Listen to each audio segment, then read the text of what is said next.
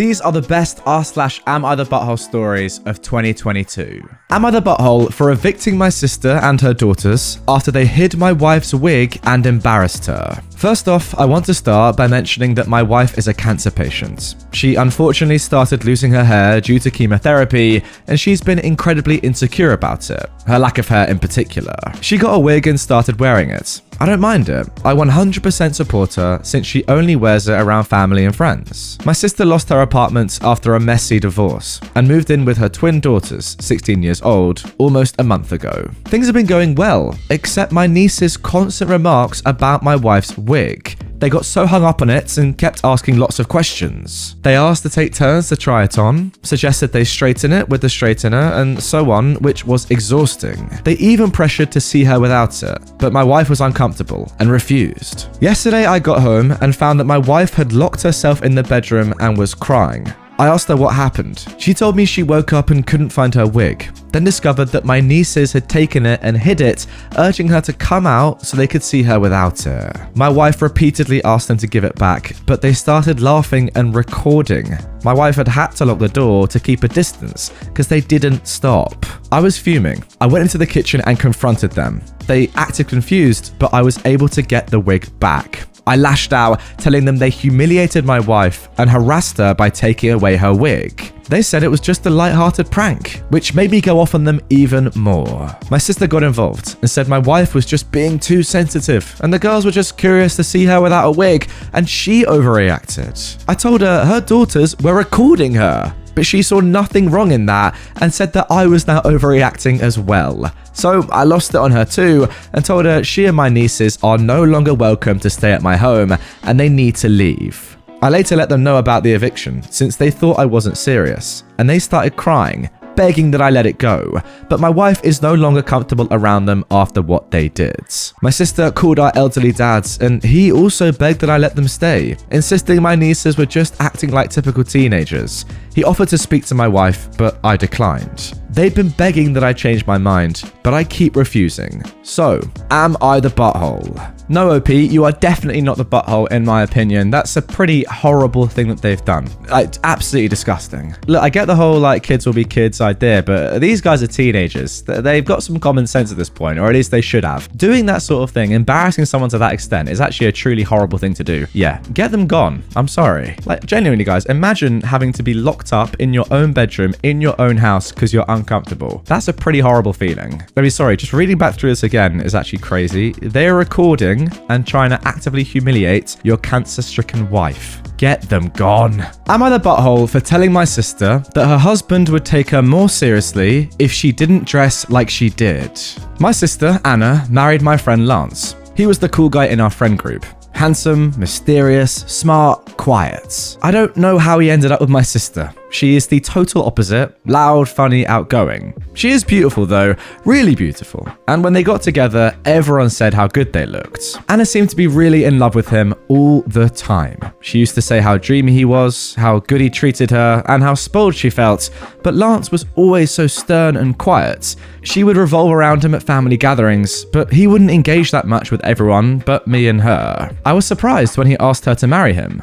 My sister never took the wifey role too seriously. She had a non-traditional wedding and Lance went along with it. She made a bunch of rules that he agreed to and then they moved to his house. Anna banned house utensils from the wedding gift list. She doesn't work, didn't finish her studies, and they don't plan on having kids. My sister is pretty much only into her looks, and I didn't think Lance cared for that before. She's always on Snapchat or Instagram. I thought that after getting married, she would dress more appropriately since she used to use crop tops, blouses, dresses, and shirts that showed her cleavage, short skirts or tight jeans, but she says that Lance likes her just fine. Last week was my dad's birthday, and we had a party. My sister and Lance came and she was wearing a pretty short floral dress. Nonetheless, most of the men were looking at her, including my dad's friends. Lance was as stoic as always, and my sister came to my mum and I saying that she didn't know why he was so quiet since he's not like that. He is like that though, like what the F? So I told her that if she didn't dress like that, he might take her more seriously. She got sad and sat quietly the rest of the night, and I didn't think much of that. But a few days ago, Lance texted me and said that he would appreciate if I didn't comment on his wife's way of dressing again. Did I miss something? Sorry guys, I'm just a little bit confused here as to why the heck OP is even getting involved in this. Like, it's so unprovoked, it's so unnecessary. It's just weird. Stay out of it. Not once in this story did I ever get any indication that anyone apart from you cared about what your sister was wearing. And from Lance's point of view, he's just being himself, how he always has been, and then out of nowhere, you're telling his wife how to dress. And to be honest, I'd say the same thing as him. Please don't comment on my wife's way of dressing. What? I mean, look, fair enough, your sister came to you and was upset at the way he was acting, I get that, but that's got nothing to do with the way she dresses. And even if it did, don't say that to her, it's just rude. Let's move on. Am I the butthole for uninviting my cousin, brother, uncle, and dad to my wedding over a prank? I am a 22-year-old woman, and I grew up in a family where men prank and tease each other. Ever since my fiance, Tim, and I got engaged, my cousin, brother, dad, and uncle joked about running some tests to see what type of man Tim is. They've done stuff like forcing him to play chess 4 times in a row, secretly slashing his tires to see if he'd fix it himself like a man, or get help like those lazy guys. They'd ask him questions like what joke he'd like to tell his future mother-in-law, his opinions on abortion, Jesus, gender equality, etc. They also tested his fishing and hunting skills, overwhelmed him with hypothetical scenarios to test his decision-making abilities and mental strength. They kept calling him slow and soft, even though he's got a medical condition, asthma, but they think he's making excuses. I've demanded them to stop, but Dad said this is just typical stuff men challenge each other with, and said that I was ruining the fun. Last week, they took Tim on a 3-day trip and hid his inhaler. He left them and returned in 7 hours and told me. I was seething after he said they admitted to hiding it as a challenge. I exploded on them when they returned. My cousin asked if little Timmy ran to you to tattle. I yelled that all 4 of them are uninvited to my wedding. My brother freaked out, saying it was a prank and they were going to give it back. Dad said they'll apologize if I insist, but Tim will have lost the little respect they'd gained for him, and in their eyes will always be the soft college kid who's not up for the challenge. I called him and the others awful, then I left. My cousin is begging that we talk. My uncle's been quiet, but Dad is so mad, and now he's getting Mum involved to get me to reconsider this decision, but I keep refusing to reinvite them. Mum's saying I'm exaggerating and should let bygones be bygones and not let this ruin my relationship with my family. So, am I the butthole for making it my hill to die on, or am I exaggerating? Hey man, do you want to hear a funny prank? Taking away someone's inhaler who has asthma. If that doesn't make you laugh, then I don't know what would. That's funny.com. I mean, you say prank, the word bullying comes to mind. That is what's going on here. Now, I don't have asthma, but those of you that do will know just how scary it is to not have your inhaler. And you know, who knows what could happen. That is just awful. People with asthma need their inhaler, ultimately, to survive. So by taking that away as a prank, you're just an absolute Now, that is the hard C word. So that's going to be censored, but I'm sure you all know what I said, and I stand by it. Am I the butthole for ordering delivery food when I only live a few blocks away from the restaurants? There's a local burger joint that my family and I love. It's about 10 blocks away from our house, and they do both delivery and pickup. I'm a full-time student and a stay-at-home mum to a toddler who's a year and a half, while my husband also works full-time. I had a big exam and a couple of lab practicals due today and was too tired to cook dinner. So I decided to order a couple of burgers and fries from the local joints. It was already dark out, really cold, and I didn't feel like trying to wrangle my kid into their snowsuits or the stroller to walk over there, as we don't have a car. So I ordered delivery on their website for an additional fee. This wasn't a delivery service like DoorDash or Uber Eats. The restaurant uses its own online platform and hires its own drivers to deliver food. I paid online and left a 20% tip.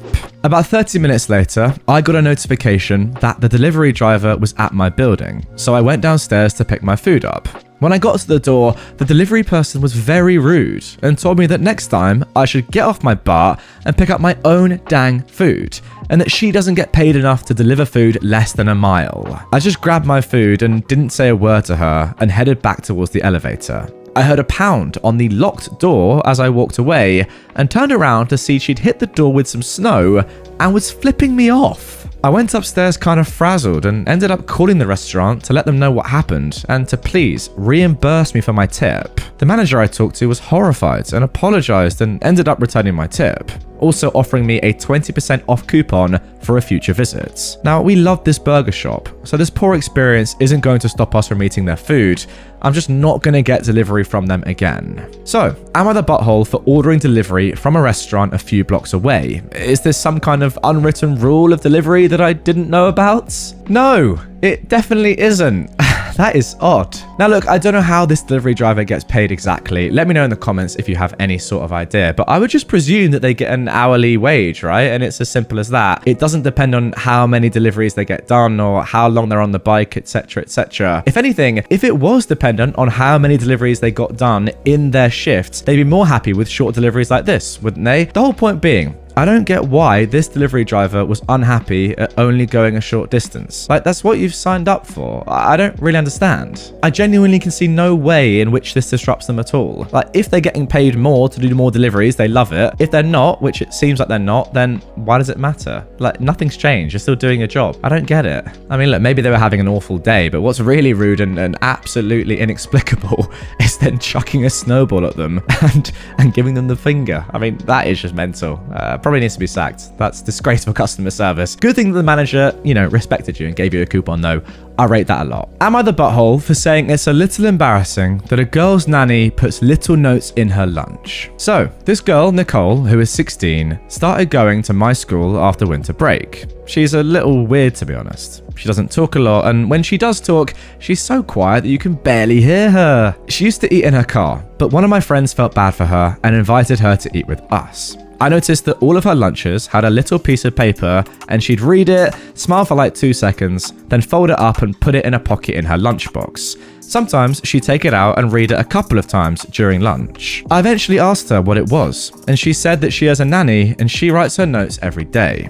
I asked if she thinks that's a little embarrassing because I don't know anyone who's had notes in their lunches past 5th grade. She got kind of defensive and said that her nanny does similar things for her siblings who are all in preschool or elementary school. So it kind of proved my point. She started eating in her car again after that, and one of my friends got mad at me because apparently she had a really bad home life before moving here, and she's never had anyone do that stuff for her. I don't know how the frick she expected me to know, considering she usually only talks about school, but it's starting some drama in my friend group, so I wanted to know if I was the butthole. Newsflash, you are. Yeah, again, I'm sorry, but OP, I don't want to like flat out say you're a bully, but you're definitely bordering on bullying tendencies here. You have actually acknowledged yourself that when this girl reads the note from her nanny, she smiles. Sometimes, and I'm reading your words here, if you're watching this, I'm reading your words. Sometimes reading it 2 or 3 times and smiling to herself, because guess what? It makes her happy. And the fact that you're saying, oh, you're a kid for doing that, why would you want to take someone's happiness away from them? Why? Answer me that. Comment down below. If you're watching right now, comment down below. I'm interested. Or call me. My number is 07986. Oh yeah, but in all seriousness, this girl is now eating alone in her car because of you. Think about that. Really do. Am I the butthole for banning my mother-in-law from the house after I discovered that she's installed a camera in the bedroom? My husband, who's 33, got into a car accident almost a month ago. He's been bedridden due to a back injury, and I've been his primary caregiver. The pressure has been too much from my mother-in-law. She keeps telling me to take care of him and be there for him constantly. She begged me to take time off work, and I did. She asked me to send her hourly updates about his condition for the first 2 weeks, but when I don't, she gets mad and causes an issue. She visits every day, but doesn't do anything to help. Alternatively, she actually lists all the things I should or shouldn't do. The family keeps telling me she's just worried sick for her son, so I try and stay calm. Days ago, she called to berate me about not replacing his sheets quickly. I had no idea how she found out since my husband doesn't call her. My sister-in-law called me to tell me that her mum installed a camera in the bedroom to see if I was taking proper care of her son. I was stunned. After searching the room, I found the camera, and I called her and had a huge fight with her. She admitted it and said she was just feeling concerned and wanted to make sure her son was being cared for, despite him calling her every day. I yelled at her, telling her that she's no longer allowed into my home after this. She lost it and went on a rant about how I'm stopping her from seeing her son and that not seeing him will literally make her sick herself. The family called me later to get me to back out of this decision, but I told them she breached my privacy and took advantage of the situation. They said I'm taking it too personally and that I can't blame a concerned mother for wanting to make sure her son's fine, especially since she listed things she thought I was doing wrong. I ended the conversation, but my husband is upset, telling me I'm being vindictive and that if his mum can't come, then he'll move there with her. We argued, then I went outside, and he's been silent ever since. So, am I the butthole? Well, you know what, OP? I'm still firmly on your side, but that last sentence has confused me quite a lot. Does your husband actually want a camera to be in his room then? Is that what he's saying? Because I guess if that is the case, then you kind of have to do what he says. Ultimately, you are looking after him, and you have to have his best interests at heart. It's just a bit strange what he's saying. It seems as though he's not even giving 1 ounce of thought to what you know you're going through and the effect that his mum is having on you when you're the one that's putting in all the effort, taking care of him 100% of the time, and his mum is just doing nothing apart from picking on you and just saying, do this better, do that better. It's very odd. I was all set with what to say to this mum and say how in the wrong she was and how well you're doing, OP, but that last sentence has confused me. I'm a bit confused by your husband's response, if I'm honest. I mean, this might be a little bit too far, but if your husband is actually wanting to move back in with his mum, then just let him. I know it sounds harsh and you probably love the bloke. Who doesn't? Maybe this situation is the best thing to happen to you. I know it sounds horrible to say that, but maybe it is, as it makes you realize that this entire family are just a bit weird and you probably don't want to have kids with this man who wants to go and live with his mother. Am I being too harsh there on a guy that's broken his back or whatever? I don't know. Comment down below and let me know. Am I the butthole for asking my sister to stop fostering dogs so she could help me with my kids? Okay, just writing the title like that made me feel super guilty, but please hear me out before judging too harshly. I am a 38-year-old woman, and I've got 4 kids aged 11 months, 3, 5, and 10. I love them all more than anything, but I'll be the first to admit that our house is constant chaos and it can get very exhausting. My sister, who's 33, is child-free, but loves my kids and was happy to watch the older 2 or sometimes 3 to help me keep my sanity. This has been extremely helpful, and I tell her all the time how grateful we are for her help. The thing is that the kids used to go over to her house, but right now they can't because my sister is fostering an elderly chihuahua. My sister claims she can't have them over for the time being as they'd stress out the dog. Now this dog is extremely frail and timid, so I think that was a fair assessment. This was the 4th dog she's fostered, all of which couldn't be around my kids. This most recent dog took 8 months to find a home for, but most of her other dogs took even longer. When she told me she found an adopter, I knew I could finally breathe a sigh of relief, and joked about how I was glad she could babysit again. Then my sister proceeded to tell me that there was a second dog that desperately needed a new foster, so she planned to take in that one as soon as her current dog was gone. So she couldn't do any more babysitting than she already is. Sometimes she comes over to my house in the morning to help out. I could literally feel my stress levels spike. I haven't ever done this before, but I opened up to her about how much I've been struggling since she got the dog, how little sleep I get each night, how my husband hasn't been helping as much as he should, and some other deeply personal issues that I've been struggling with. Then I asked her point blank to not get another dog. She comforted me, but ultimately didn't agree on anything and said she needed some time to think. I know I'm asking a lot of her, since rescuing dogs is her passion, and that is why I feel so guilty, but I don't have anyone else to help me. I can't afford a babysitter long term, and my friends all have their own kids to look after. Above all, my kids will always come before a dog, and that's the reason I was willing to request it.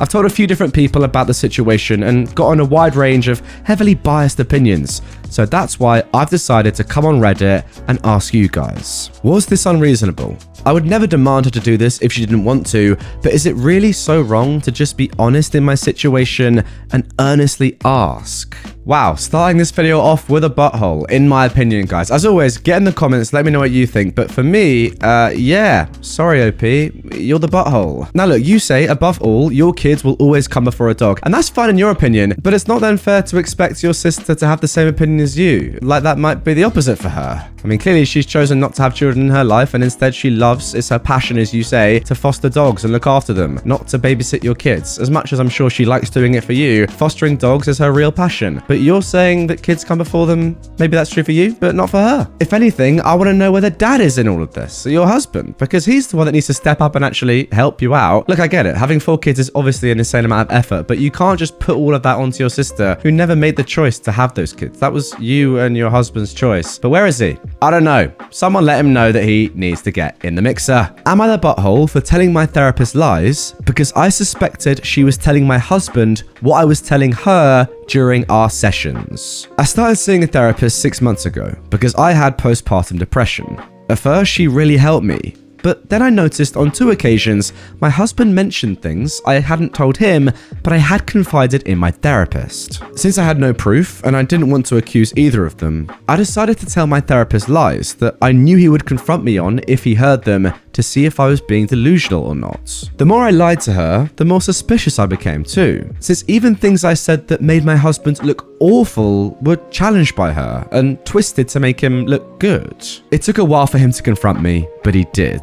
At first, he never believed I was lying during those sessions, but when I finally convinced him I was, he was still furious at me. He said he only wanted to make sure I was okay, and he hadn't been using the therapist to spy on me. So, am I the butthole? Wow, this is so bad from both the therapist, obviously, primarily, but also your husband. Like, therapy has to be the most private thing or it doesn't work. The whole point is that you're talking through issues that you're having with the therapist and really nobody else, I guess. Or at least you have to be confident that what you're saying at that moment in the room only stays in the room. It doesn't work if the therapist is telling other people. That's just ridiculous. Like, if anything, I swear it's actually illegal. I know it's your husband, but it doesn't matter. I'm pretty sure that as a therapist, legally, you're not allowed to tell other people about your therapy sessions. Genuinely. Isn't that like a code of ethics or something for counseling? I don't know. If you know, let me know in the comments, but it seems like it should be illegal to stop this sort of thing happening because it's very, very dangerous. Your husband should know better, but this therapist is, I think, literally breaking the law. Oh, and needless to say, by the way, if it wasn't completely obvious already, OP is definitely not the butthole, and what you're doing is completely justified.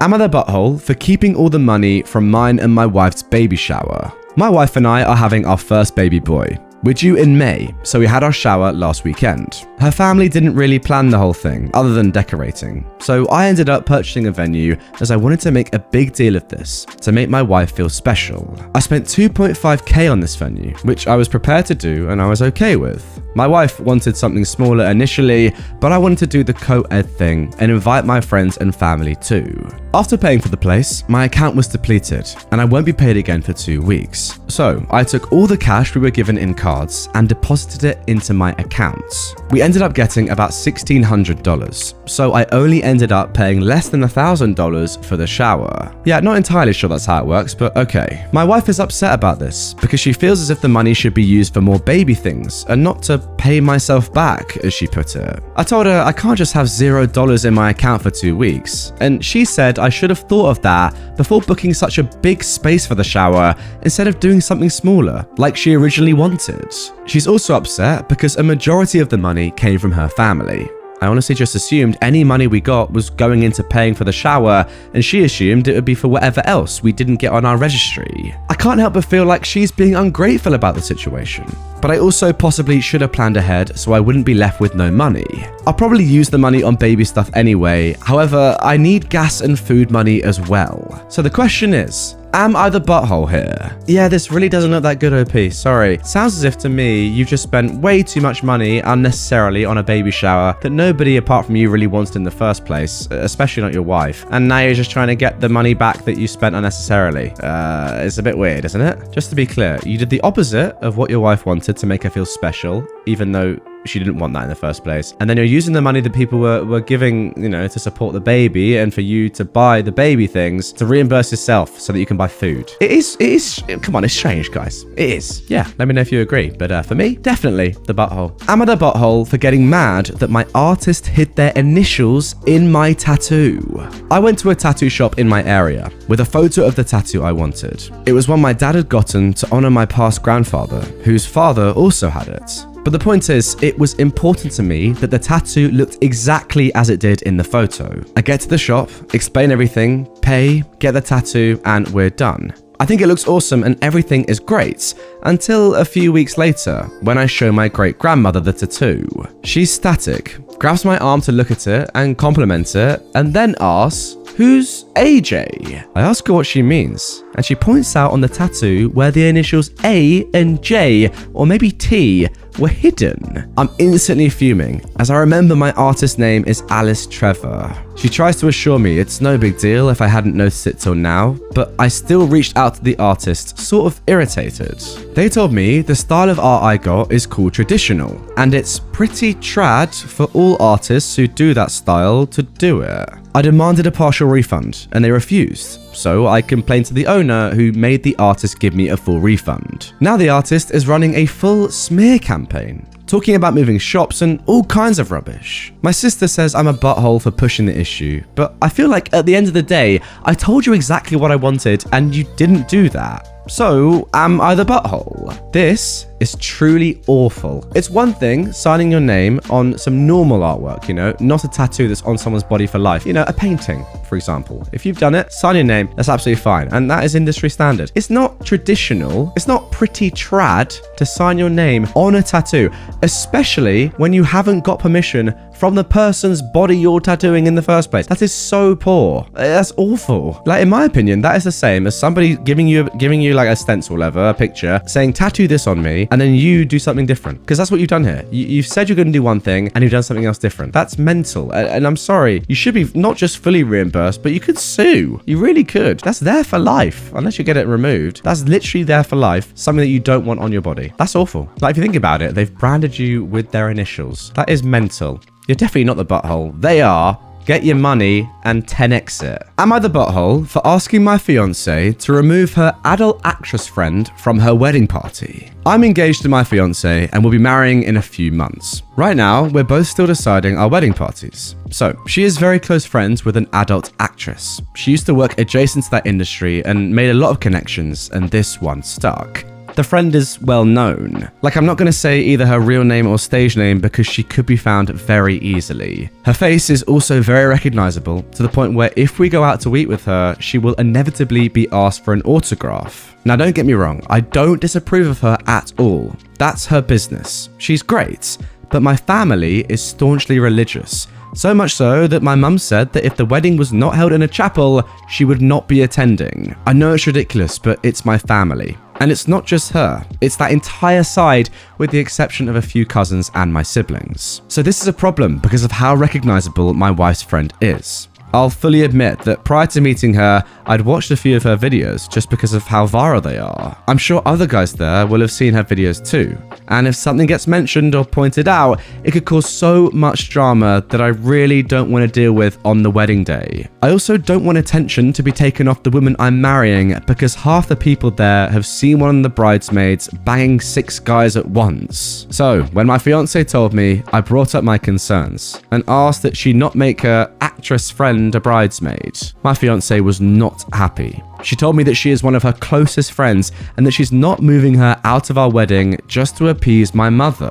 I told her that I want our day to go off without a hitch, and this is just mitigating risk. I also said that I felt that she owed me one because she vetoed a groomsman of mine because he cheated on someone in the bridal party. She felt it was unfair, and now we're at an impasse. She told me that the way I was behaving was gross and that I was being a butthole. So, now here we are. Am I the butthole? Yeah, look, I'll be honest, I do kind of get your concerns, OP. You want everything to run smoothly, and I get that potentially there could be a tiny hiccup with this guest, but ultimately, it's your wife who wants her to be there, right? It's her friend, not yours, and she wants her to be a bridesmaid. I mean, that's above just a normal guest. You kind of got to go with your wife on this one, or your wife-to-be anyway. The point about her owing you one because she vetoed a groomsman of yours doesn't make any sense, because he cheated on someone that is going to the wedding. That's completely different to having a job. And yeah, look, I get it. It's an out there job. Fair enough. There might be some people going that recognize her, but that's still her job at the end of the day. That's different to cheating on someone else that's going there, you know? And also, sorry, I'm just rereading this.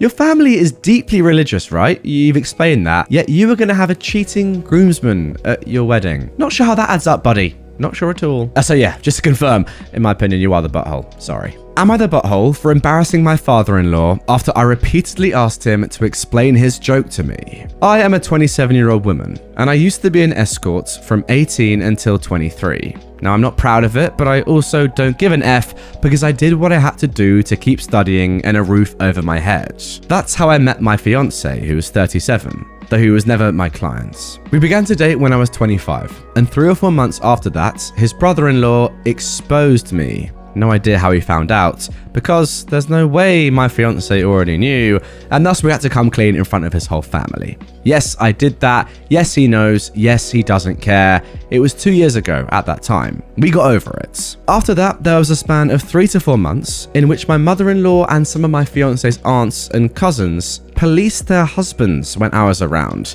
It was really weird, to be honest, because the dudes were like 40 to 60 and I wasn't that desperate. So my fiance shut their BS down hard, and even though his family still gives me the side eye from time to time, we thought it was behind us. He proposed last year, and 5 months ago we found out that I was pregnant. We were really happy about it, and we told his family as soon as we knew. His sisters and young brother were happy for us, but his mum took me aside and begged me to be honest with her and asked if this was really my fiance's child. I was taken aback, but I just rolled my eyes and said yes. She gave me some trashy speech about how I only wanted to make sure, and I'm happy to be a grandmother. Well, last weekend we were at his parents with his family and some of his friends, and we were talking about the name, how he might look, small talk. We'll love him regardless, but there's always some, oh, I hope he gets your nose, I like your eyes, I hope he gets them comments. And my father-in-law said that he and his children have a birthmark in the inner thigh, and that even his grandchildren, one of my sister-in-law's kids, got them. So our baby might too. But then he said, but how can we know who he got it from?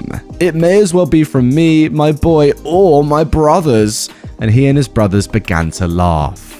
My fiance got mad, and before he could say anything, I said, I don't get it. And my father-in-law said, yeah, because it runs in the family. And I said again, I don't get it. Why would he get it from you? And he began to get nervous and said, because, it's just a joke. And I said, but I don't get it. And you all laughed. So explain. It got to the point that some of his friends said, hey, it's not funny. So he excused himself and left. Later, my fiance's brother-in-law came to me and said that I was wrong for embarrassing him like that in his own house, and that I knew what the joke was about, and because of my past, I shouldn't be surprised. Now they're all demanding that I apologize to my father-in-law. Yeah, you're definitely not the butthole, OP. And you know you're not the butthole. Like, this is actually crazy. Well, this joke is so bad. What I do love, though, is that you've just said, even though of course you get it, I don't get it, explain it to me right now. Like, again and again, just embarrassing him to his face. And there's nothing wrong with that. If you make a joke at somebody's expense, you have to be able to deal with that. I'm sorry. You just do. I mean, he literally made a joke about him and other men from the family impregnating you. That is mental. I'm sorry. Like, this is a woman that's going to be in your family for life and you're making that joke. That's ridiculous. Yeah, you're obviously not the butthole for questioning that. Wow. Am I the butthole for refusing to make my husband apologize for what he said to my mum at the dinner table? So, I, a 31-year-old woman, recently got married to my husband, Scott. Before I met him, I was engaged to my former fiance, Martin, but we broke it off because this relationship was sort of pushed by my family, because he's a doctor and comes from a wealthy family. When our relationship ended, Mum was devastated. She did her best to bring us back together. For example, she lied to Martin about me being pregnant to save us. That was years ago now, and we're all on good terms, including Martin. Mum, though, still has a bit of tension towards Scott. She treats him well, but constantly makes passive, nagging comments about him. She compares him to Martin all the time, which bothers both of us, but we try and let it slide. Mum kept telling Scott about the diamond ring, new car, and bank accounts Martin got for his fiancée, and kept sending him photos, saying how generous Martin is to his fiancée, then compared him to Scott and what he'd done for me. I told her to stop doing this, and she apologized. Last week, we were over at my parents' house for a social gathering. Lots of relatives came and we had dinner. At the dinner table, Mum asked Scott if he saw the text she sent him the other day. He said he was sorry and that he didn't. She told him to check it right then and read it out loud so everyone at the table could hear. He took his phone and started reading the text out loud. Her text mentioned how Martin got his fiancée a new house and how generous he was, then said that Martin is younger than Scott, yet able to buy a house. Basically shaming Scott for his inability to buy a house. She wrapped up by saying that Martin maybe wasn't so bad for me after all. I was shocked, and Scott was fuming, obviously. However, he didn't lash out or anything. He just looked at the text, smiled, and said, you know, what gets me about this entire text is how you were a public educator for 30 years, yet you can't differentiate between the passive you and the contraction your. Good God, the thought of all the children that must have been left behind. Everyone at the table burst into laughter, and Mum's face went pale. She decided to leave the table, then she and my sister started yelling at me, saying Scott was being awfully rude, and I needed to get him to apologize immediately for embarrassing mum at the table. I refused, then pointed out how she was being judgmental towards him.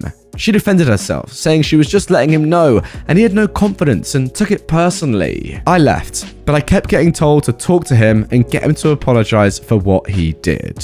Alright, ending with a bit of a debatable one then. Guys, before I even say anything, before I give my opinion, get down in the comments and let me know, do you think that OP is the butthole or not? And give me some reasoning. That's important. I will say that in this post, in this event on its own, in isolation, no, you're definitely not the butthole. But if you want to take it bigger picture, then maybe you are, because it sounds as if this has been going on for a very, very long time. Your mother is clearly just crazy, as is your sister, but your mother is especially just like mental. Continuing to compare your husband to an ex of yours is actually crazy. Now, what makes me say that perhaps OP actually is the butthole is that it doesn't look like you've stopped this, right? This has been going on for years, I think, and you haven't at one point seemed to have brought it up that you don't want this to carry on. Look, I'm not saying fight your husband's battles, but also it is your mother. And look, as a guy, you obviously have to be polite to your mother-in-law. So it's kind of up to you a little bit to say, can you stop comparing my husband to my ex? So weird in the first place. I don't really think it should have gotten to this point in the first place, really. This should have stopped so many years ago. So just saying that you refuse to apologize, you could argue is not going far enough. Look, it's good that you did that. You didn't completely bend over. But I think really you should have gone a lot further than this. Many years ago. Guys, what do you reckon? Let me know in the comments. Am I the butthole for what I said after my husband commented on my flat chest? My husband Jared and I have been married for 3 years. He's currently out of work. He used to work at a high-paying job, but got kicked out the company over a fight with a co-worker. And I'm the one paying for rent and utilities. We dedicate some time to see his family weekly. They don't know he's unemployed because he thought they'll see him as a failure, especially his mum, so he told me to keep it a secret. Last night, we were sitting eating dinner at the table. His cousin was talking about his fiancée going to Brazil to do a boob job. Jared asked if he was serious, then flattered his cousin's fiancée's boobs, saying they're perfect and that he didn't understand why she'd get a boob job. He then turned to me and stared at my chest while I was eating, like an idiot. I've got a flat chest, I'm insecure about it, but I can't do anything about it, obviously. And said, "Hey, why don't you get a boob job? You're the one who needs it the most." His mum gasped and was like, "Jared." I said, "It's fine." I then turned to him and said, "I'll get a boob job once you get an actual job since you've been unemployed for 6 months now." He stared at me in disbelief. His mum began questioning him about being unemployed, and he denied, then admitted it was true. It got awkward with his mum scolding him and others shaming him for it and for hiding it. He got so overwhelmed, he went outside and stayed inside the car until I came. He started yelling at me repeatedly. "You couldn't have held your effing tongue," and accused me of turning his family against him and having them judge, then shun him, and now he can't even step a foot in their house from the shame and guilt. I argued that his comment about my chest was insulting, but he said he was giving me a piece of advice and that there's nothing wrong with him wanting me to look pretty, and that he said what he said out of support and encouragement. But what I did was the complete opposite, and that it was intended to hurt him, and I succeeded. He dropped me off at home, then went to stay with his buddies. I called him later, thinking he'd calmed down, but his friends said he didn't want to speak to me and that I should give him space. And there we go. In my opinion, there is no way that you're the butthole OP. It's one of those, isn't it? You get an insulting comment from someone, you give it back, and they can't take it. If you dish it out, you've got to be prepared to take it. It's as simple as that. Saying that you've got a flat chest is extremely insulting. There's no need for that. It's just downright disrespectful. So if you then reveal a secret that realistically he probably should have told his family anyway, seems fair enough in my opinion. Am I the butthole for treating my daughter-in-law like a child when she was acting like one? My son and his wife have been staying with us for about a month now, while they prepare to move into a new place in May. My wife and I enjoy having them with us, and for the most part, my daughter-in-law is lovely, but she is very messy. I'm retired from the army, and I've always run my house to a certain set of standards, and I expect them to be followed even by guests. My son has often described his wife as someone who prefers clutter, and she generally likes to have things where she can see them. But after I voiced my displeasure over the clutter in the guest bedroom they are presiding in, as well as in the guest bath they use every day, she did begin to decrease this amount of clutter. but not to the standards I would like in my home. My daughter-in-law still leaves her makeup out in the bathroom until she gets home in the afternoon because she runs out of time in the mornings to put them up. To her credit, she does clean everything once she gets home, but I don't appreciate having to stare at the mess for hours until she returns. I tried handling this privately with my son, in hopes that he could talk to her. And while he did agree, he mostly made excuses about her behaviour, equating it to an unstable home life growing up with incompetent parents, and in the foster system towards her later teen years. I admit, she still is quite young at 20, but my kids knew how to clean up after themselves before they were out of elementary school. My frustrations over the situation grew to a head one day, when yet again she left out makeup in the bathroom. And in response, I took a trash bag and placed all of her makeup and everything underneath the sink that was hers as well in it. And then in the guest bedroom, every piece of clothing she owned, etc. in that bag. Now, I had no intention of actually throwing her belongings in the trash, but I wanted to show her how serious I was on the matter, and I thought maybe handling it how I would have handled a teenager would have given her a bit of a wake-up call, since she'd seemed to miss out on it in her childhood. My daughter-in-law came home before my son, and when she discovered her things in the trash bags outside of the front door, I could tell she was rather shell-shocked. I didn't yell, but I was stern when I explained that her behaviour had been very disrespectful, and if it continued, she'd have to leave my house. My daughter-in-law didn't say much, and just looked at me with wide eyes the whole time. And then, when I was done, she apologised and took all of her things back inside the room she was staying in. I could hear her crying, which seemed to me to be dramatic. And when my son got home, he apologised for my daughter-in-law's messiness, but said the way that I handled the situation was too far. I told him it was my house and therefore my rules. Now, my daughter-in-law has been keeping all of her things in her car and won't even place them in the house at all. She's also become very reserved when I'm around, but is completely fine around my daughters and wife. The mess stopped, but now there's an awkwardness in the house. And there we go, guys. Our first butthole of today's episode. Yeah, you're definitely the butthole, OP. I'm sorry to say, by a mile. Why are you controlling someone like this? Another adult. It's crazy. Look, I get it. It's your own home, and obviously you have your own rules. That's fine. But you've given them the guest room and the guest bathroom. Like, that's their space. What they do with that space, as long as it's not completely ridiculous, is kind of up to them. If they leave their makeup out after getting ready and then clean it up when they come back later in the day, that's completely fine. What is wrong with that? In fact, I presume that's the most normal thing for people to do. If you're in a rush in the morning and you just want to get out, why clean up after yourself? Do it when you get back. It's the guest room. It's their space. Leave them to it, you weirdo. And also, putting her clothes in plastic bags or bin bags and like faking that you're going to get rid of them? So odd. No wonder she's not talking to you. No wonder she's putting her stuff in the car. You're a freak. Am I the butthole for forcing my parents to disown my gay brother? Okay, context needed, obviously. I am a 28-year-old woman, and I hate my 30-year-old brother. He was always the golden child. I was an oops baby, and they never wanted a girl, plus I was a fussy baby compared to him. So I annoyed my mother. He hated me too, and kept telling lies about me to my parents. If he stole something, he would blame me, and they believed him. He sabotaged all of my relationships, he bullied me, he forced my friends against me, and my parents always took his side. I left home for college. I managed to get a scholarship as soon as I could. He stayed in my hometown, renting a place near my parents, paid for by them, of course. They stopped contacting me. Our family group chat was always about my brother and his achievements, and never sent me money. I live in another state now, married. My family was invited, but didn't even bother showing up for my own wedding, and with a second baby on the way. My husband's family is great, so that's helping me a lot. Anyways, my parents are very traditional. Male head of the family, tradition, all this rubbish. So my brother coming out shocked them. They absolutely demanded blood-related descendants to carry on the family name. I should mention that me and my kids all have my husband's surname. Adoption is not an option, neither is surrogating. They accept only proper marriage. So, out of the blue, my brother contacted me. Apparently, my parents will disown him, he lives off their money and has never worked, unless he fixes the relationship with me, so that they can lay claim to my children. Now they say this since he is the reason I drifted away from my family. Now he's not the sole cause, I do blame my parents too. He actually flew over to my state, cried a lot, blamed all the bullying on his stress from being in the closet, yada yada. I told him to F off. My family is dead to me, and I don't care about him.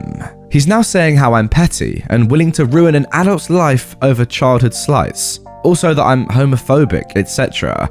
But I refuse to be back in contact with my parents as a backup source of blood-related grandbabies now that their golden child has failed them. So, am I the butthole? No, you're not the butthole for me. When someone comes back into your life demanding something and is only really talking to you because they need something from you, despite the fact that they've been terrible to you for the rest of their life, then no, you don't owe them anything. And look, it's unfortunate what's going to happen to your brother OP. I get that. It's a sad situation that your parents feel this way, but it's not up to you to change their mind, is it? In my opinion, yeah, leave them alone, leave them to it. Also, your brother's saying that you're homophobic.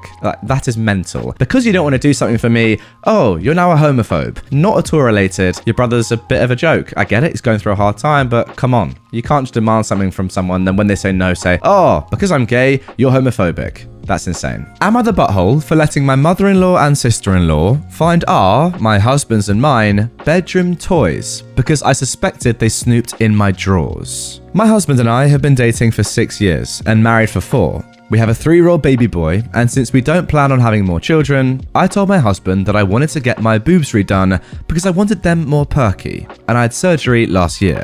My mother-in-law has always been sniffy because my husband is her only son.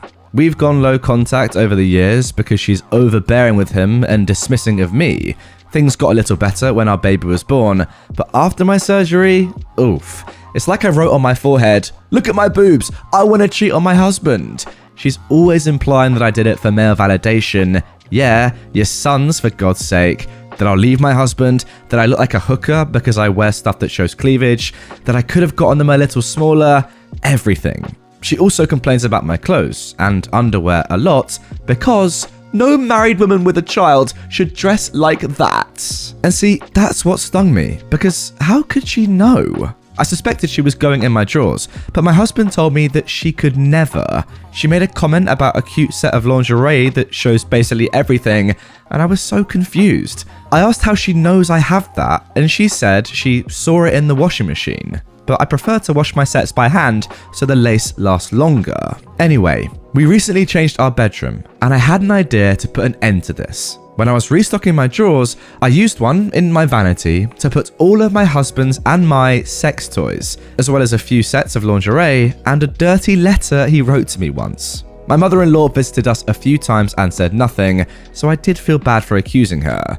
But yesterday, she was here with my sister-in-law, and my husband and I were in the kitchen cooking for them. We heard my mother-in-law calling us, and when we went to our room, they were standing next to my open drawer. I just snorted, looked at my husband, and said, "See, she snoops." My husband got red in the face, berated my mother-in-law and my sister-in-law, and they both left after calling me indecent. My husband is mad at them, but he's mad at me too, because he says I shouldn't have set a trap for his family, and is saying that we 3 need to all apologize to each other. So maybe I'm the butthole? Okay, from your husband's perspective, I get it. You're kind of humiliating his mum and his sister, but they deserve to be humiliated. There's no privacy there. They're snooping through your things. That is bad. It's just a drawer in your bedroom as well. Like, they're acting as if you put a sex toy, I don't know, in a communal area. No, it's in your bedroom, in your private space. They shouldn't be looking there. And it's only their fault that they found it. They shouldn't be snooping. They're a disgrace. Am I the butthole for taking my baby to see my family against my wife's wishes, and then telling her she needs to see a therapist? We came home from the hospital 5 weeks ago with our first child, a boy.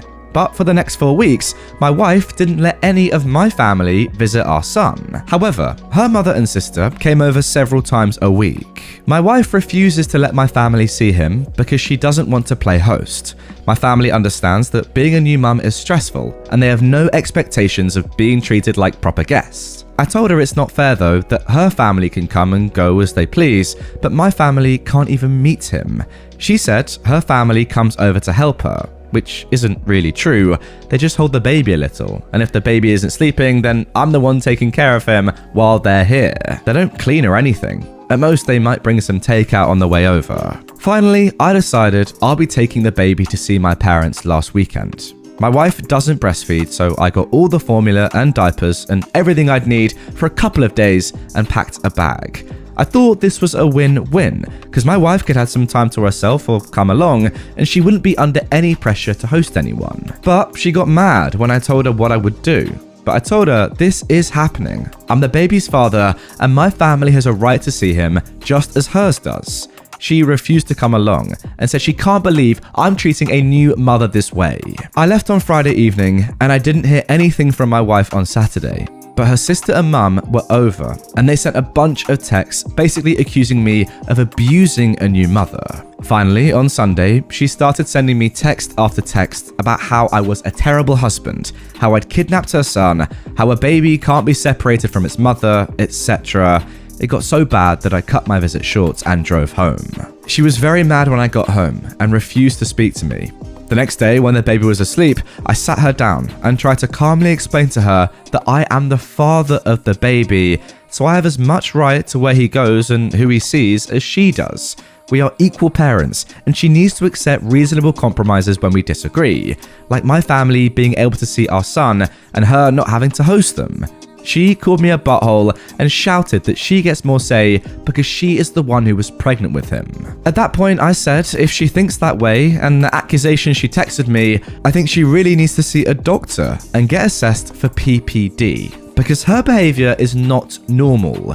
She called me a butthole and said that I was abusing my position as the earner. Money was never part of any discussion. She's been giving me a near-silent treatment all week, resisting any attempts to discuss therapy, and her sister has texted me saying I should apologize to her for what I said. I told her sister that I'd said absolutely nothing wrong in response to being accused of kidnapping and being a lesser parent to my son. I'm standing my ground, but I need an outside perspective. Am I the butthole? Now this one is probably our first contentious one of the episode. Look, get in the comments down below if you're watching on YouTube and let me know what you think, because I think this one could go either way. Ultimately, I don't think both of you have performed very well here. Let's be realistic. On the one hand, it is quite frankly ridiculous that your wife is not letting your family come and see the new baby. I mean, that's mental. Imagine if you were in that position and you weren't allowed to go and see, I don't know, your son's new child. That's crazy. So that's, first of all, that is way too far, especially given that she's letting her own family come and see. Like, that's just not fair. However, then taking the baby away from your wife for a couple of days, that is a lot, isn't it? Look, I know you told her before you did it, but seriously, like that, if you just went and saw them for one afternoon or something, I could maybe allow that a little bit more. But she's only getting her family over for a few hours at a time, it sounds like. To take the baby away for what, 2 or 3 days is what you were planning? That's a lot. That really is a lot. Now, the stuff about equal parenting, I do agree with. Look, I get it. She was the one who obviously held the baby, grew the baby in her stomach. I get it. But even still, I think that both parents and therefore both parents' families should be able to see the baby equally. I mean, that makes sense to me. Now, look, I get that might be a little bit controversial. Get in the comments. Do you agree or disagree with me? The comment about the therapist. Now, I feel like that might have been said, you know, with a good heart,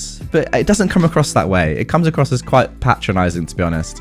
Yeah, probably not the best thing to say. You were a bit of the butthole for that, OP. Overall, a very contentious one. I still don't really know where I stand. Just not a great situation. I'd rather this never happened. Am I the butthole for demanding my husband pay me the $1,000 he spent behind my back? My husband and I used to have a 2-income home. But in 2020, we lost our home and one of our incomes, his. We moved into a smaller apartment and had to sell many things and give up most of our costly habits. My husband has an expensive habit of going to the spa for a weekly massage session.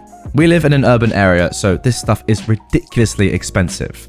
A single session is $250 and he has to have it every week, so that's nearly $1,000 a month. I offered him to have his session at a regular spa, but no. He simply has to get it from that luxurious spa near the restaurant we used to go, saying the lady who gives the massage is an expert and he's used to her. The problem is that I'm the only income earner and I'm struggling to make ends meet. I'm also pregnant and I need to save the money to prepare a nursery. I told him to cut his sessions, but he refused. I told him I won't be paying for them anymore, and he said he'd get the money himself. Yesterday, I checked and saw that he's been using my credit card for his sessions for a whole month and had maxed out completely.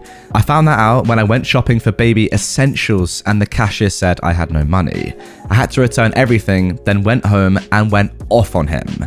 I told him he maxed my card out and made me look like an idiot at the store. He said he didn't tell me because he knew I'd have an issue with it. I demanded he pay back the $1,000 he spent, but he refused. I yelled at him, calling him irresponsible, and he got upset and called me selfish and told me to stop playing victim and that this is affecting both of us since he's going to be a parent too, and it's stressful for him, and I keep dismissing his own needs as a human. Okay, sorry, I can't help but laugh at this. What am I reading? I went upstairs and he went out. He started giving me the silent, but I kept demanding the money back. He said I shouldn't expect it since we're married and that my money is technically his and I should stop using his unemployment against him. Well, I wonder if OP's the butthole or not. And that's it, guys. The biggest butthole of this episode. We've saved the best to last in many ways, if you can call him the best. What a clown. I mean, first of all, $250 per week on a massage. If you're not getting a little bit more for that, if you know what I mean, then it's not worth it. That's what I'd say. $1,000 a month, $12,000 per year on massages when you're not even earning any money. You know what? If I didn't see it written down right here in front of me, I wouldn't even believe it myself. That is ridiculous. I had to laugh halfway through that. I literally had to pause the recording and start laughing because of how ridiculous that was. What a man. Like, he's literally stolen from you essential money that you need for your child to buy a luxury item. Break up with him, probably, is the advice there. I mean, wow. I say it again, what a man. Am I the butthole for taking my daughter to get her haircut when I knew it would upset my wife? Me and my wife have a little 8-year-old girl, who I'll be calling Anna. Now, Anna has very thick blonde and curly hair that my wife adores. Ever since she was a toddler, she'd spend hours doing her hair every day,